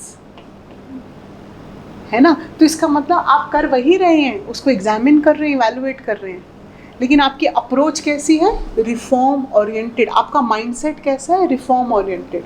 कोई न्यूज़पेपर पढ़े, कोई करंट की न्यूज़ पढ़े, क्लासरूम में डिस्कशन करें, आपस में डिस्कशन करें। तो ये मत करें ये हो गया, वो हो गया, पार्लियामेंट में हो गया, इलेक्शन प्रोसीजर ऐसा हो गया, है ना, इकोनॉमी ऐसा हो गया, बैंकिंग सेक्टर ऐसा हो गया, NPA इतना बढ़ गया। अप्रोच कैसी रखें? Reform oriented. सोल्यूशन क्या है? What next? क्या किया जा सकता है ना। अब हम कहें कि अच्छा हिमाचल स्टेट है, कनेक्टिविटी प्रॉब्लम है, मानसून्स हैं, लैंडस्लाइड्स हो गए, लेट सपोज, है ना, ब्लॉक हो गया, टूरिज़्म है, बहुत अनसस्टेनेबल टूरिज़्म है, बहुत इररिस्पॉन्सिबल टूरिज़्म है। ये कमियां हाईलाइट करने की ज़रूरत नहीं, तो सबको नज़र आ रही हैं। ये कमियां जो हैं सिस्टम की, गवर्नेंस की, एडमिनिस्ट्रेशन की, इकोनॉमी की, वो एक लेमैन को भी नज़र आती हैं। हर कोई अवेयर है, समझदार है, हर सिटीजन अखबार पढ़ रहा है, मीडिया है, ठीक है। फिर आपके लेमैन अप्रोच में, ऑफिसर बनने वाली क्वालिटी में और उसमें क्या फ़र्क है? यही एक डिफरेंस होगा ना, कि आपको वो कमियां नज़र आ रही हैं, लेकिन आपके पास क्या है? उसके सॉल्यूशंस हैं, है ना। और जब आप उसको एग्जामिन करते हैं तो आप सामने वाले को क्या बताते हैं कि नहीं, इसमें पॉजिटिव एस्पेक्ट भी है, ठीक है। अब आप कहें कि RTI को क्रिटिकली एग्जामिन करें, राइट टू इन्फॉर्मेशन को, तो आप कहें कि हाँ आप एग्जामिन कर रहे हैं, तो पहली चीज़ हम उसको क्या कहेंगे इस पार्ट से? आप किसी में सामने वाले को भी फीडबैक देते हैं तो कैसे फीडबैक देते हैं? आप बताएंगे ना कि हाँ राइट टू इन्फॉर्मेशन से अवेयरनेस बढ़ गया, एक्टिविज्म बढ़ गया, ट्रांसपेरेंसी बढ़ा, अकाउंटेबिलिटी बढ़ा। लेकिन कैसे क्या बढ़ा? उसको किससे, अपने हर पॉइंट को कैसे सपोर्ट करना पड़ता है? एविडेंस से। ट्रांसपेरेंसी इंटरनेशनल ये कहती है, ये NGO की ये रिपोर्ट है, बिहार में ये हुआ, झारखंड में ये हुआ, हिमाचल स्टेट का ये एग्जाम्पल है। तो सिर्फ ये कहने से कि पॉजिटिव इम्पैक्ट हुआ, सिग्निफिकेंट इम्पैक्ट हुआ, हाईली बेनिफिशियल हुआ, इससे नंबर नहीं मिलते ना हमें। फिर हमें लगता है हमें मार्क्स क्यों नहीं मिलते, ठीक है, राइट। तो जब इम्पैक्ट हुआ, ठीक है, फिर आपने कहा कि अच्छा नेगेटिव क्या हुआ? आपके पास जो है प्रॉब्लम्स क्या हैं यहाँ पर? नेगेटिव इम्पैक्ट क्या हुआ? इररिलेवेंट कंप्लेंट्स हैं, ड्राफ्ट नहीं है, कॉमन फ्रेमवर्क नहीं है ना, आपके पास प्रॉपर परसोनल्स नहीं है, ब्यूरोक्रेट्स का उनका वो वैसा माइंडसेट नहीं है, वो ट्रेन नहीं है, जो आपने वो ओके आपने बता दिया। लेकिन फिर आपको सबसे इम्पॉर्टेंट उसमें क्या है आपका क्रिटिकल इवैल्यूएशन में? Way forward. और उसको आप जो है, इसको हम टुवर्ड्स द एंड बात भी करेंगे, इसको आप इस तरह से लिखेंगे, है ना। हैविंग सेड दैट, यहाँ पर आपको ये बता दूँ कि हम आंसर राइटिंग में कभी भी ऐसे हेडिंग नहीं लिखते हैं कि इंट्रोडक्शन लिखें, या हम लिखें आंसर बॉडी, आंसर फ्रेमवर्क, और लास्ट में हेडिंग लिखे कंक्लूजन। ये कुछ चीज़ें हिडन है ना। डिवाइन प्रेजेंस फील की जा सकती है ना, कि कहीं किसी को वो सावन का सोमवार कल पहले था, कोई ऐसा लग रहा है कि हाँ जी शिवलिंग दिख रहा है, ऐसा है कुछ? तो जो आपकी जो आंसर की जो बॉडी है ना, उसको मन में फील करना है, वहाँ पर ही सारा श्रीखंड और किन्नरमेश और मणिमेश बना नहीं देना आंसर में।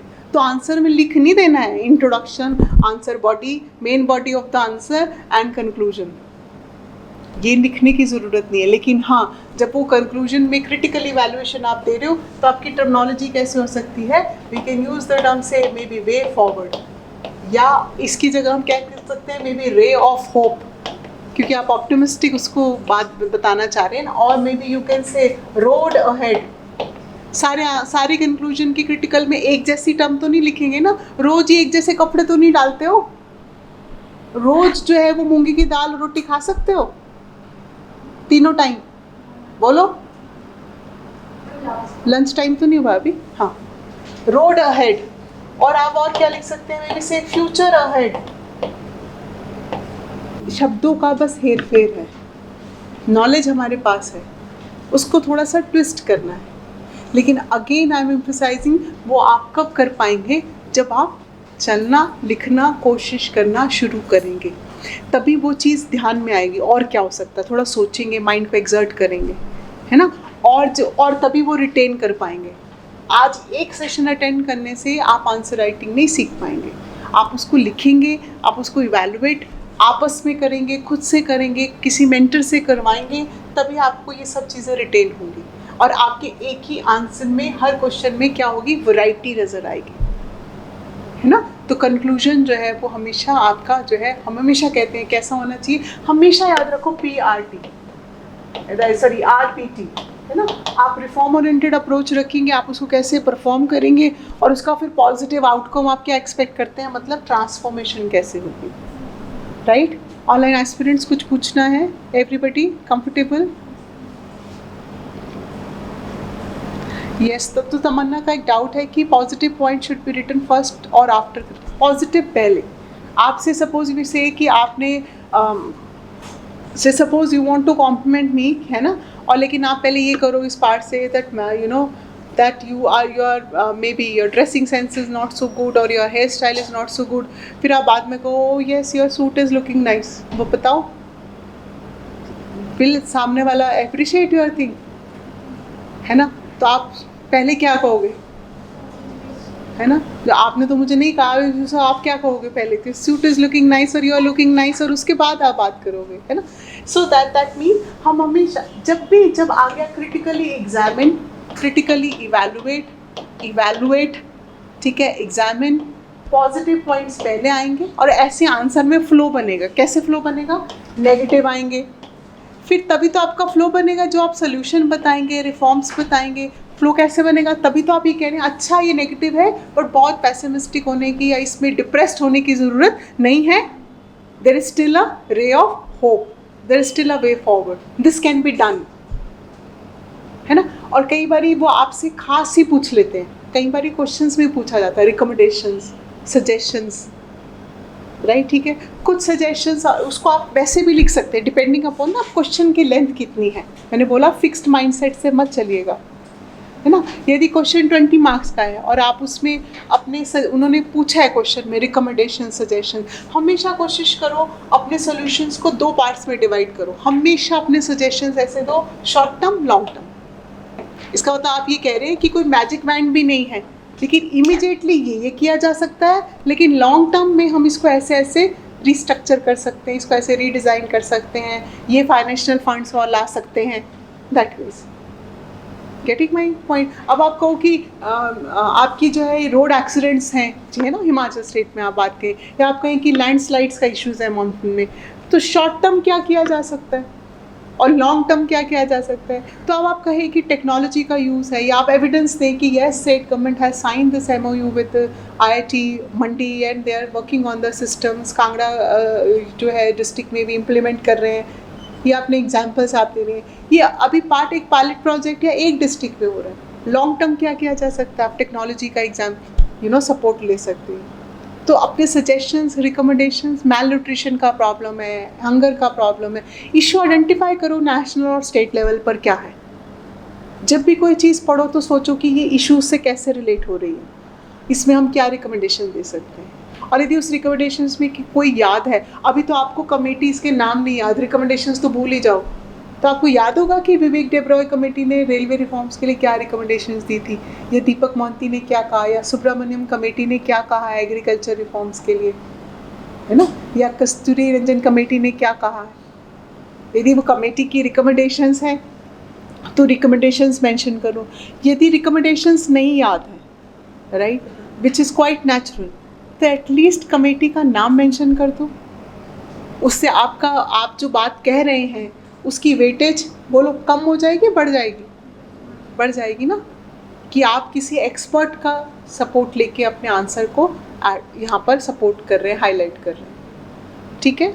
तमन्ना क्लियर हो गया, right. So that means positive points पहले आएंगे, नेगेटिव्स आएंगे, और नेगेटिव्स के बाद अब्रप्ट कुछ भी एंडिंग नहीं करनी। अभी will come to that point also कि आपके आंसर राइटिंग का फ्लो कैसा होना चाहिए, ठीक, यहाँ तक offline all of you, right, ठीक है।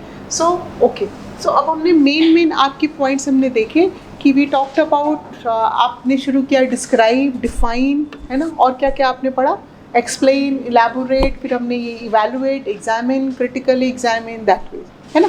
अब थोड़ा सा लास्ट वाला इसका नेक्स्ट स्टेज में लास्ट इसमें आ रहे, इसी से साथ रिलेटेड होता है एनालाइज।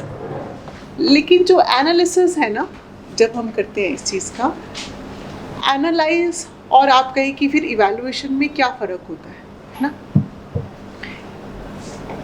जब हम इवैल्यूएट करते हैं तो हम जैसे सपोज हमने अभी एक फैक्टर ले लिया कि हमने उसके सोशल इम्पैक्ट को, इकोनॉमिक इम्पैक्ट को इवैल्यूएट किया, या आपने कैटेगराइज वाइज नहीं भी किया तो आपने हॉलिस्टिकली पॉजिटिव और नेगेटिव देख लिया, ठीक है। एनालिसिस इससे एक स्टेप अहेड है, इवैल्यूएशन से एक स्टेप अहेड है एनालिसिस, जिसमें हम सब फैक्टर्स को, सब कंपोनेंट्स को या कैटेगराइज वाइज एनालाइज करते हैं।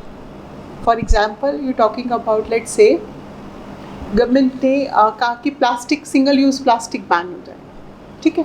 अब इस रूलिंग को, इस नोटिफिकेशन को एनालाइज करना है, तो उसको आप एनालाइज करेंगे कि इन टर्म्स ऑफ कि अच्छा उसका इकोलॉजिकल इन्वायरमेंट इम्पैक्ट क्या होगा, है ना, एडमिनिस्ट्रेशन को या इकोनॉमिक वाइज क्या क्या करना पड़ेगा। If you can relate Amul and lot of cooperative societies and bands for saying government ना कि इमीडिएटली ये इम्प्लीमेंट करना डिफ़िकल्ट है, राइट, ठीक है।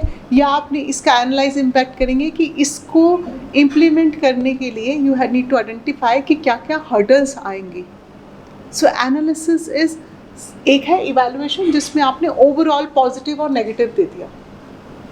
एनालिसिस में आप उसी पॉजिटिव या नेगेटिव को बहुत माइन्यूट सी डेप्थ में एनालाइज करते हैं। मतलब if I tell you this part कि उसके सब कंपोनेंट्स या सब कैटेगरीज से एनालाइज करते हैं। For example now you talk about this part of, let's say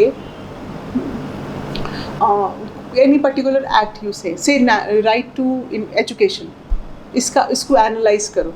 analysis के क्वेश्चन आपको आते हैं जब किसी पॉलिसी एक्ट को इम्प्लीमेंट किए हुए मान लो 10 ईयर्स हो गए, तो हम कहते हैं ना this is the anniversary, right. कोई इंस्टीट्यूशन हमने फ्रेम किया, 5 ईयर्स हो गए नीति आयोग को फॉर्म किए हुए, लेट्स से, ठीक है।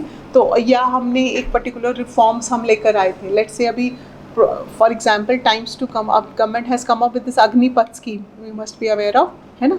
तो अब times to come long run में इसको इम्पैक्ट करो। Yes, Tamanna has given the very relevant example GST, let's say, ठीक है। अब इसको एनालाइज करो, तो अब जीएसटी रिफॉर्म को जब एनालाइज करना है तो उसका इम्पैक्ट ब्रॉडली तो आपका हो गया, इकोनॉमी हो गया, बिजनेस हो गया, लेकिन उसका इम्पैक्ट आगे कंपोनेंट और सेंटर स्टेट रिलेशंस, है ना, impact on the general public, not only just economic in terms of, अब क्या हो गया, स्लैब्स चेंज हो रही हैं, है ना, चेंज हुआ फंक्शनिंग पर, है ना, रोल ऑफ जीएसटी काउंसिल, क्या क्या चीज़ें एक्सक्लूड हुई, एवरी माइन्यूट थिंग, एक एक पॉइंट को उठाकर आपको उसको डिटेल में बताना है। और इवैल्यूएशन में यदि जीएसटी को ओवरऑल इवैल्यूएट करना है तो आप कहेंगे कि यस, पॉजिटिव क्या है कि ये पॉजिटिव रिफॉर्म था, बेटर था, कास्केडिंग इफेक्ट रिड्यूस हुआ। नेगेटिव क्या है कि इसमें भी बहुत ज़्यादा स्लैब्स हैं, सिस्टम डुअल नहीं है ना, सिंगल सिस्टम नहीं है, और कुछ आइटम एक्सक्लूडेड है। इतना ही लिख पाए, ठीक है।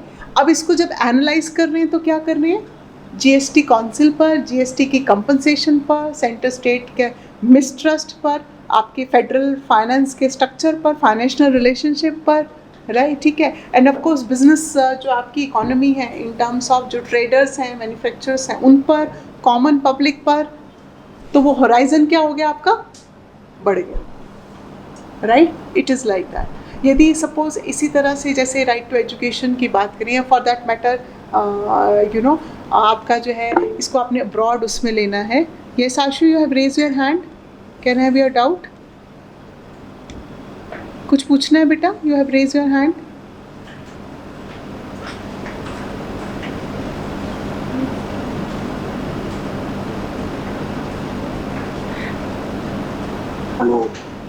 Alright, I have taken consider your doubt. इसकी बात, ये करंट अफेयर्स की उस पर बाद में बात करते हैं।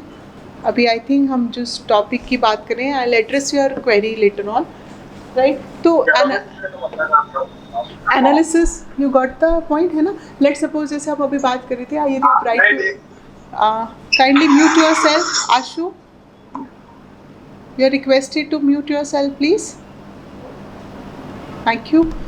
यदि आप राइट टू एजुकेशन की बात करेंगे ना, यदि उसको एनालाइज कर रहे हैं, है ना, तो एनालाइज या तो एक तरीका है कि आप एजुकेशन की डिफरेंट डायमेंशंस के हिसाब से एनालाइज करें। यदि सपोज आप ऐसे जाते हैं, वो जस्टिफाइड नहीं होगा। अब आपको ये समझ में आ रहा है कि एक तरीका नहीं हो सकता।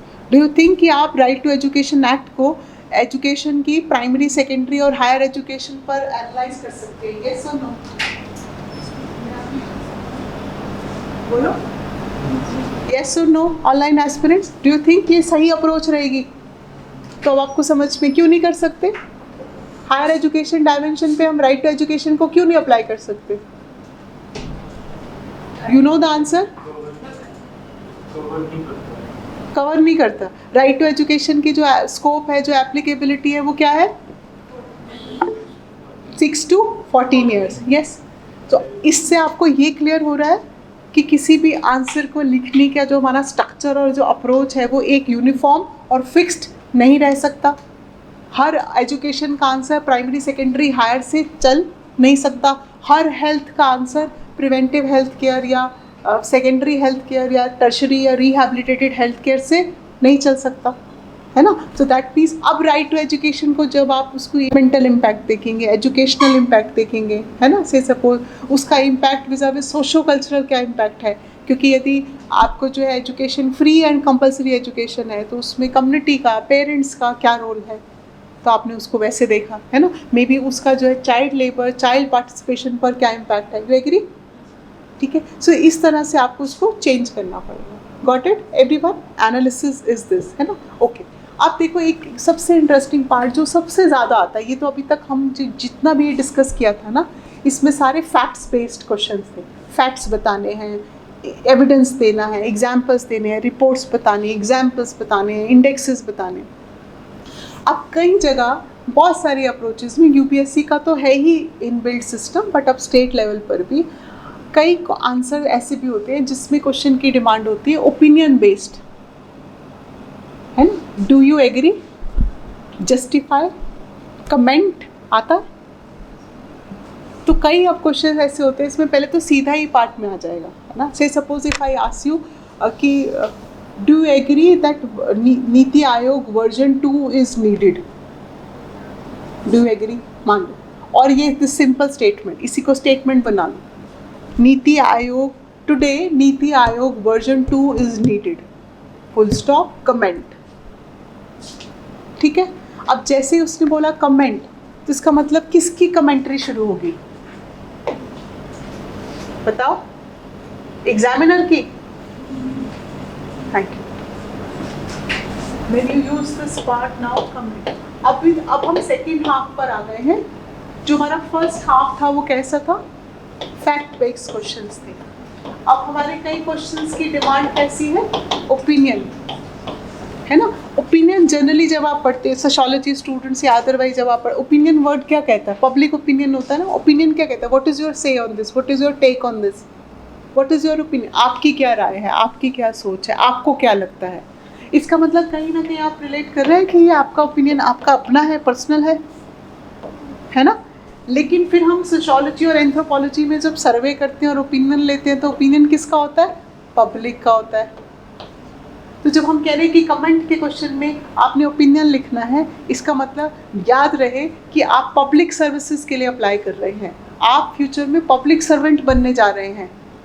तो आपका जो पर्सनल ओपिनियन भी होना वो किसको रिफ्लेक्ट करेगा? ओवरऑल पब्लिक ओपिनियन को। मतलब आपका जो पर्सनल पॉइंट भी है कि आपने अपने उस ओपिनियन को सपोर्ट भी करना है, तो किससे सपोर्ट करोगे? पब्लिक ओपिनियन से सपोर्ट करोगे। मतलब क्योंकि पर्सनल जो हमारा थॉट प्रोसेस है, हो सकता है वो लिमिटेड हो सकता है वो नैरो हो सकता है हमें ना पता हो, तो हम बड़ा नैरो सा रिफॉर्म दे देंगे। जैसे मैम ने जब आपको एग्जांपल दिया कि अच्छा ठीक है, फीमेल्स को जो है वो कॉम्पैक्ट रोल में नहीं जाना चाहिए, यदि ये कह दिया सपोज, तो ये तो मेरा अपना नैरो पर्सपेक्टिव हो गया कि आर यू रिलेटिंग नाउ? तो हमें तो ब्रॉड पर्सपेक्टिव से लिंक करना है। ठीक है, आपके सिलेबस और करिकुलम आपसे क्यों एक्सपेक्ट करता है कि आपको ये सब कुछ पढ़ना है, सारे मॉड्यूल्स पढ़ने हैं? सिर्फ गवर्नेंस में जाना, एडमिनिस्ट्रेशन पढ़ना है, तो सिर्फ एडमिनिस्ट्रेशन ही क्यों नहीं आपको पढ़ाई जाती? क्योंकि आपका एग्जामिनर आपसे एक्सपेक्ट करता है ना कि आपका ब्रॉड पर्सपेक्टिव डेवलप हो, है ना? तो जब भी कह दिया, let's suppose now this question, नीति आयोग वर्जन 2 इज नीडेड, ठीक है, या अभी किसी जोनल काउंसिल की मीटिंग हुई थी? अभी करंट में कुछ देख रहे होंगे, किसी पर्टिकुलर जोनल काउंसिल की मीटिंग हुई है जो स्टेट हिसाब से बहुत स्पेसिफिक है?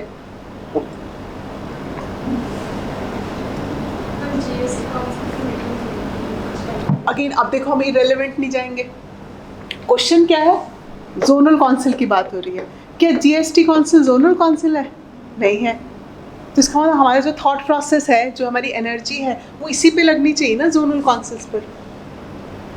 हाँ जी, ऑनलाइन एस्पिरेंट्स, ऑफलाइन आपकी कोई करंट की क्लास नहीं होती, कुछ शेयर नहीं होता, कुछ नहीं पता कहाँ हो आजकल।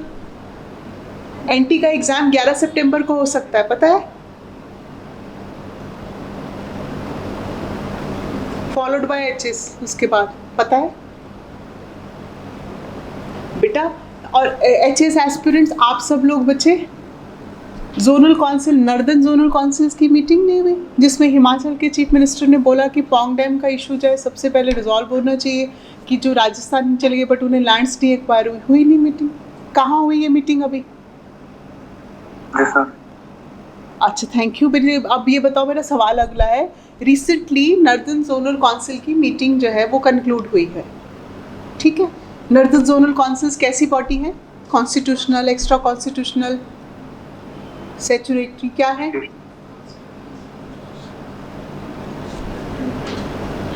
देवी रहम कर लो कुछ। जोनल काउंसिल्स बेटा कॉन्स्टिट्यूशनल बॉडी है। फिर स्टेट, इंटर स्टेट काउंसिल कैसी बॉडी है?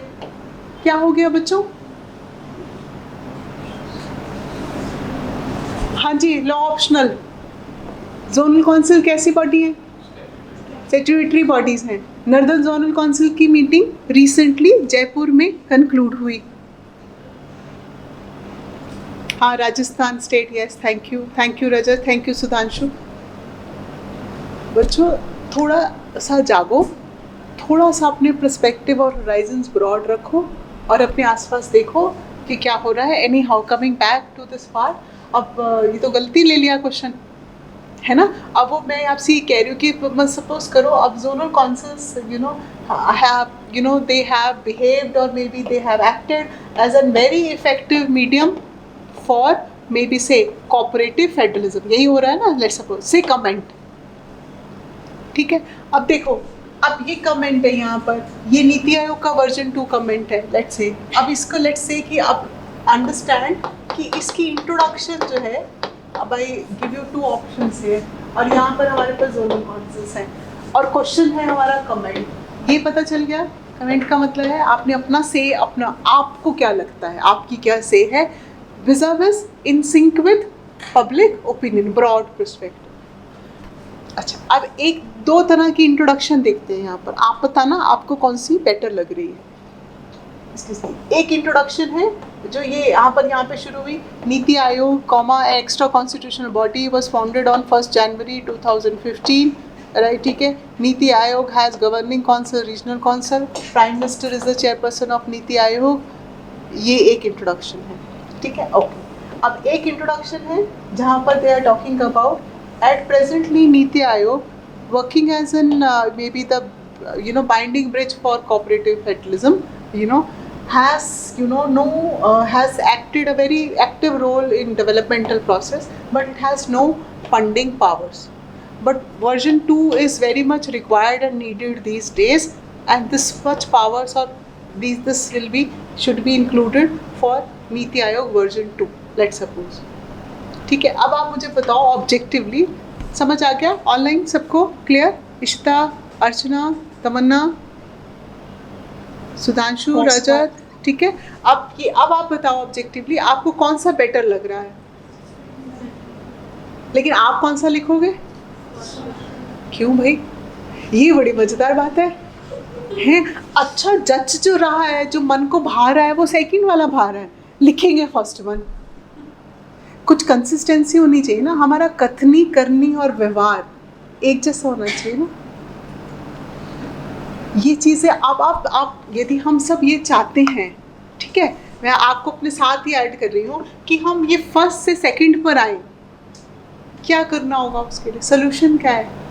लिखना पड़ेगा। लाइफ में जिस चीज़ से भागोगे, जिस सिचुएशन से, जिस पर्सन से, जिस खाने की चीज़ से, किसी भी चीज़ से जिससे अवर्जन होगी, जिससे भागोगे ना, वो उतना भगाएगी, वो उतना नचाएगी। यदि आप चाहते हो कि थम जाए उसमें, तो क्या सिचुएशन क्या है, उसको फेस करना पड़ेगा, कन्फ्रंट करना पड़ेगा। यही सोल्यूशन, यही इसी का नाम लाइफ, तो बेटर उसको फेस करें। फॉर एग्जाम्पल आप बताओ, जोनल काउंसिल्स का वो पूछ रहे हैं कि zonal councils have become a very effective medium to promote cooperative federalism. Let's suppose, अब यहाँ लिख देते हैं, यहाँ पर एक और चीज़ आज सीखेंगे, कोऑपरेटिव फेडरलिज्म। ठीक है, अब एक तरीका है, एक ये तो तरीका पता चल गया, ये तो आपको पसंद नहीं आएगा यदि हम यहाँ पर भी ये लिखे कि जोनल काउंसिल्स आर, आप तो लिख दोगे कॉन्स्टिट्यूशनल बॉडीज, है ना। अब आप यदि यहाँ पर आप लिखें स्टैटिक की जोनल काउंसिल्स स्टैट्यूटरी बॉडीज हैं, देयर आर 5 और 6 जोनल काउंसिल्स, फिर आप उनका नाम लिख दोगे। एक तरीका ये है ना। एक तरीका है कि आप जोनल काउंसिल से शुरू करें, लेकिन क्या इस क्वेश्चन में एक और तरीका भी है? लग रहा है कुछ ऑल एन एस्पिरेंट्स, कुछ लग रहा है? ये जोनल काउंसिल्स हैं। क्वेश्चन की वर्डिंग यहाँ पर है कि कमेंट करो कि ये इफेक्टिव मीडियम है जो किसको प्रमोट कर रही है, कोऑपरेटिव फेडरलिज्म को प्रमोट कर रही है। ये क्वेश्चन है। अब इस क्वेश्चन से एक और, अब हम नेक्स्ट लेवल पर आ रहे हैं। अब इसमें हम क्या सीख रहे हैं? इस क्वेश्चन में ब्रॉड चीज़ कौन सी है, बड़ा कौन है इसमें शब्द, कौन सा शब्द बड़ा है आपके लिए? दो ही शब्द हैं, जोनल काउंसिल्स बड़ा है या कोऑपरेटिव फेडरलिज्म बड़ा है? कोऑपरेटिव फेडरलिज्म, है ना। तो जैसे हम कहते हैं मेंस बड़ा है, मेंस से डिड्यूस करके प्रीलिम्स तैयार होता है, तो ऐसे कोऑपरेटिव फेडरलिज्म में से, तो इसका मतलब ये आंसर यदि आपका शुरू ही किससे हो, there are many mechanisms available through constitution और एक्स्ट्रा कॉन्स्टिट्यूशनल और स्टैट्यूटरी प्रोविजंस। जैसे पहले देखो डेलिबरेटली मैंने क्या बोला, कॉन्स्टिट्यूशनल, एक्स्ट्रा, और मैंने ये बाद में बोला, क्यों? क्योंकि मुझे इसको बाद में किसके साथ जोड़ना है, जोनल काउंसिल के साथ, तो मेरा लिंक बन जाएगा, है ना। तो मैंने इसके साथ जोड़ा, मैंने कहा बहुत सारे प्रोविजंस हैं, है ना, ऐसे ऐसे ये प्रोविजंस हैं। फॉर एग्जांपल एक दो प्रोविजंस के जैसे जिस सीक्वेंस में लिखा उसी सीक्वेंस में एग्जांपल दे दिया। जैसे कॉन्स्टिट्यूशनल लिखा तो मैंने फाइनेंस कमीशन या इंटर स्टेट काउंसिल बता दिया, एक्स्ट्रा कॉन्स्टिट्यूशनल लिखा तो मैंने नीति आयोग बता दिया, और मैंने लेकिन आना किस पर है, जोनल पर, तो मैंने ये बाद में लिखा, तो मेरे आंसर में फ्लो बना। अब आपको लगता है कि इतनी माइन्यूट छोटी छोटी बातों का ध्यान हम बिना प्रैक्टिस के आज के सेशन के बाद सीधा फाइनल एग्जाम में पहुंच के लिखेंगे, तो हम ये बातें ध्यान रख लेंगे फिर, है ना। तो फिर अब जोनल काउंसिल्स किसके साथ लिंक किया, और आपने कहा कि हाँ जी जोनल काउंसिल इफेक्टिव मीडियम है। अब ये स्टैटिक इन्फॉर्मेशन या आपने बताया कि हाँ जी क्योंकि इतनी काउंसिल्स होती हैं उसमें वो अपने conflicts, areas of concerns resolve कर सकते हैं, है ना। तो आप इस पर करंट यूज़ कर सकते हैं। Can you use this integration model? क्या यूज़ करेंगे? रिसेंटली याद है अब आपको नॉर्थर्न जोनल काउंसिल मीटिंग, फिर आपकी स्टेट का एग्जाम्पल आ सकता है। पंजाब वाले ने कुछ बोला, वो पंजाब वाले लिखेंगे, राजस्थान वाले राजस्थान का लिखेंगे, तो आप अपनी स्टेट का लिखेंगे, तो आप कहेंगे कि ये काउंसिल हुई, ये यहाँ पर हुई, और यहाँ पर जो है फॉर एग्जाम्पल हिमाचल स्टेट के उसमें ये इश्यूज जो है वो हाईलाइट करें। तो यस, ये इफेक्टिव मीडियम में आपको लग रहा है कि ये it is your commentary, it is your opinion, but आपने ओपिनियन को क्या किया, सपोर्ट किया, राइट? ठीक है। सो कमेंट से यहाँ पर मतलब है कि आपने अपना ओपिनियन देना है। लेट्स सपोज किसी को लगता हो कि लेट्स से किसी का ये भी ओपिनियन हो सकता है कि नीति आयोग का वर्जन 2 नहीं चाहिए, जैसा है वैसा चल रहा है, लेकिन आप बात यहाँ पर ये नहीं है कि आपका ओपिनियन येस है या नो है, आप एग्री कर रहे हैं या नहीं कर रहे। यहाँ पर सबसे इम्पॉर्टेंट बात यह है कि जो भी आप कह रहे हैं आपके पास क्या आर्गूमेंट है उसको सपोर्ट करने के लिए, ठीक है। फॉर एग्जाम्पल यदि मैं ये कह रही हूँ कि नहीं, I am okay with the present version of नीति Aayog, so I personally feel और it is not in favour, it will not be very favourable condition to develop और to design version 2 for Niti Aayog, because फिर आपको यहाँ point बताना पड़ेगा, because आप नहीं चाहते कि हिस्ट्री रिपीट हो, कि नीति आयोग भी प्लानिंग कमीशन की तरह सुपर कैबिनेट बने। पास्ट में देखा गया है जिस ऑर्गेनाइजेशन को फंडिंग पावर दे दो तो उसका क्लैश हो सकता है रेस्ट ऑफ मिनिस्ट्रीज के साथ, मिसयूज ऑफ फंड्स हो सकता है for developmental work. Already other ministries जो है प्रॉपरली मॉनिटर कर रही हैं और रिस्पॉन्सिबल हैं। यू डोंट वांट कि प्लानिंग कमीशन जैसी जो सिचुएशन है ना, वो नीति आयोग की हो, तो आपको लगता है ये अभी आपका ओपिनियन हो सकता है, लेकिन आपने जो भी कहा उसको आपने क्या किया, सपोर्ट किया। और जैसे सपोज, और इसके एडवांस वर्जन और क्या हो सकता है, यदि कहा कि वर्जन 2 और आप कह रहे हैं कि हाँ आप सपोर्ट कर रहे हैं, तो आपको ये पता हो कि अच्छा जो 15 फाइनेंस कमीशन के चेयरपर्सन थे कौन थे? हाँ जी, ऑनलाइन स्टूडेंट्स, ऑफलाइन वाले तो थक गए हैं बहुत ज़्यादा, है ना? यस, एनके सिंह है ना, लेट्स से। तो अब जब आपने कहा कि एनके सिंह जो है in fiscal federalism has suggested that it is high time that there should be version 2 of नीति आयोग, ये एडवांस वाली बात हो गई, ये तो एडवांस नॉलेज हो गई ना आपकी। लेकिन सबसे इम्पॉर्टेंट अभी बात क्या है कि जो आपके पास एग्जिस्टिंग नॉलेज है स्टैटिक और करंट, उसको आपने क्या करना है, इंटीग्रेट करना है। आई ऑलवेज, कितने सारे और लेक्चर्स में भी मैंने हमेशा आपके साथ एम्फसाइज किया है that you know we need to have 3I model. I here stands for integration.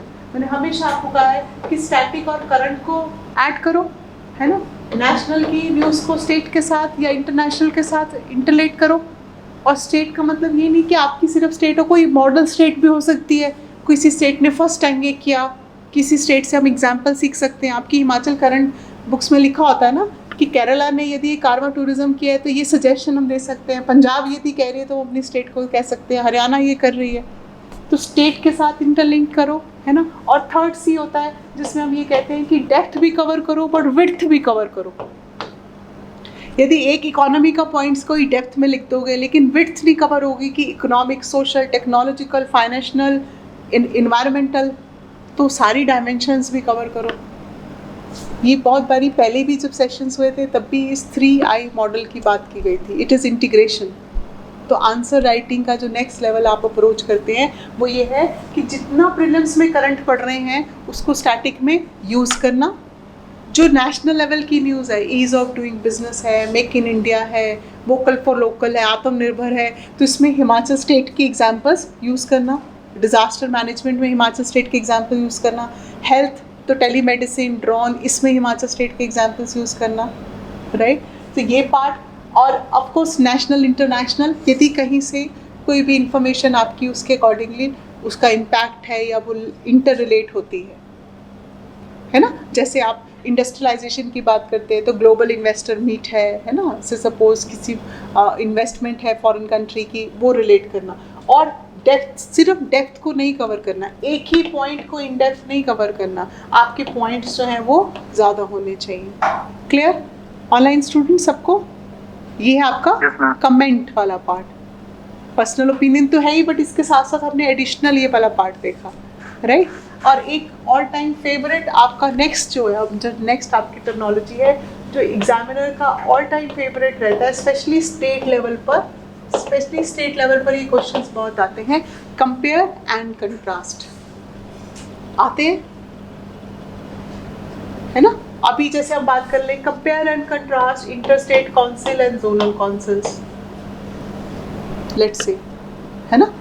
Compare and contrast Lok Sabha, Rajya Sabha, compare and contrast some schemes or some moments, है ना, historically some moment, let's say। तो अब जब आपकी terminology आती है, अब देखना है यहाँ पे, जब टर्मिनोलॉजी है a part compare and contrast. Contrast word क्या बताता है? कंट्रास्टिंग क्या होता है? Opposite, differences. लेकिन उसके आगे क्या लग दिया? कंपेयर। तो ये क्वेश्चन हमेशा इसका आंसर किससे शुरू होगा? सिमिलैरिटीज से, ठीक है। एक कुछ चीज़ें होती है, एक नॉट ओनली दिस। अब यहाँ पर एक देखो, अभी आंसर राइटिंग में एक क्वेश्चन था आपको। अब मान लो हमने कहा compare and contrast, you see powers of Lok Sabha and Rajya Sabha, याद है अभिषेक? याद है आपको ये क्वेश्चन, अपना आंसर इसका, है ना।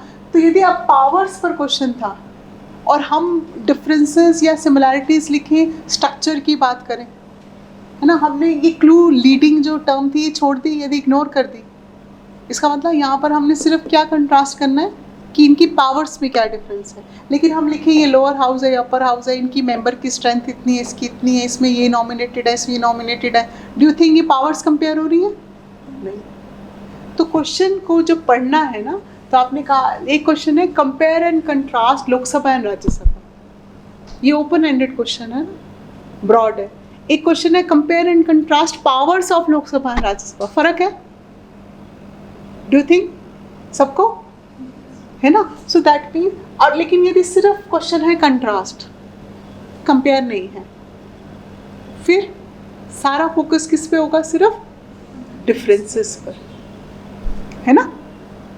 बट मैक्सिमम 99.9% आपको क्वेश्चंस कैसे आते हैं, कंपेयर एंड कंट्रास्ट. क्लियर सबको, all of you online, right. ठीक है. अच्छा, फिर आपके स्पेशली पेपर वन और स्पेशली जैसे आप मॉड्यूल हिस्ट्री मॉड्यूल पढ़ रहे हैं, पेपर 1 मॉड्यूल में यदि आपका आता है नरेट, आता है कई बार क्वेश्चन आ जाता है, हिस्ट्री के क्वेश्चन आते हैं, जिनका हिस्ट्री ऑप्शनल हो वो भी रिलेट करेंगे, या even optional specially anthropology optional, है ना. Narrate the journey, narrate this incident, narrate this moment. ऐसा नरेशन क्या होती है, नरेट करना क्या होता है, स्टोरी टेलिंग. और स्टोरी कैसे बताई जाती है, सीक्वेंस में, फ्लो में. तो जब भी नरेट वर्ड आती है, स्पेशली हिस्ट्री क्वेश्चंस में हमेशा याद रखना है, इसका मतलब टाइम जर्नी इंपॉर्टेंट है. नरेशन का मतलब है कि जो आपका फिर वो जो क्रोनोलॉजिकल ऑर्डर है वो इंपॉर्टेंट है. ठीक है. इसका मतलब पुरानी वो चीज़, अच्छा जी यहाँ से शुरू हुआ, इसने स्टार्ट किया, फिर ये हुआ, फिर ये हुआ. It is like that. जैसे हिस्टोरिकली हम बात करेंगे, आपके उसमें सपोज करें narrate the journey of Chamba थाल, से आजकल बहुत ज़्यादा न्यूज़ में है ना, जीआई टैग के लिए अप्लाई किया हुआ है, और चंबा थाल in famous because of union minister, sport, है ना, आपके प्लेयर्स को दूंगे. So that means, so narrate that journey. So you talking about अच्छा कश्मीरी आर्टिस्ट, ओके, अच्छा you know Raja Sahil Varman, and then this present status. तो वो पीछे से शुरू करना है, ओल्ड से, और फिर करंट और प्रेजेंट पर आना है ना. तो नरेट के क्वेश्चंस जो हैं वो ज़्यादातर आपका सोशोलॉजिकल, कोई इवेंट की हैपनिंग, कोई इंसिडेंस, कोई मूवमेंट, राइट. ठीक है.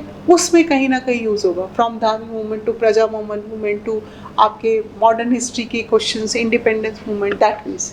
तो वहाँ पर खास ध्यान रखना है, और फिगर्स और पिक्चर्स बनानी है नरेशंस की. ठीक है. Okay. So now this was the first part of आपका आज राइटिंग सेशन, जिसमें आपने सिर्फ क्या देखा, क्वेश्चन की डिमांड के हिसाब से अपने आंसर्स को ट्विस्ट करना, है ना. और ये सीखा कि आपके आंसर्स में हमेशा ऐसा नहीं रहेगा, स्पेशली अब जैसे मैंने कहा कि 4 मार्क्स में, कि इंट्रोडक्शन रहे या कंक्लूजन रहे, तो इस पर फिक्स्ड नहीं रहना है. ठीक है. अब दूसरी बात, आपके अब जो हमारे नॉर्मल पॉइंट्स होते हैं कि आंसर्स को हमने बुलेट्स में लिखना है कि पैराग्राफ्स में लिखना है. जितने फैक्ट बेस्ड क्वेश्चंस हैं, है ना, उसको यदि आप बुलेट्स में लिखें, हाईलाइट करें, टाइटल्स में लिखें, हेडिंग्स में लिखें तो बेटर है.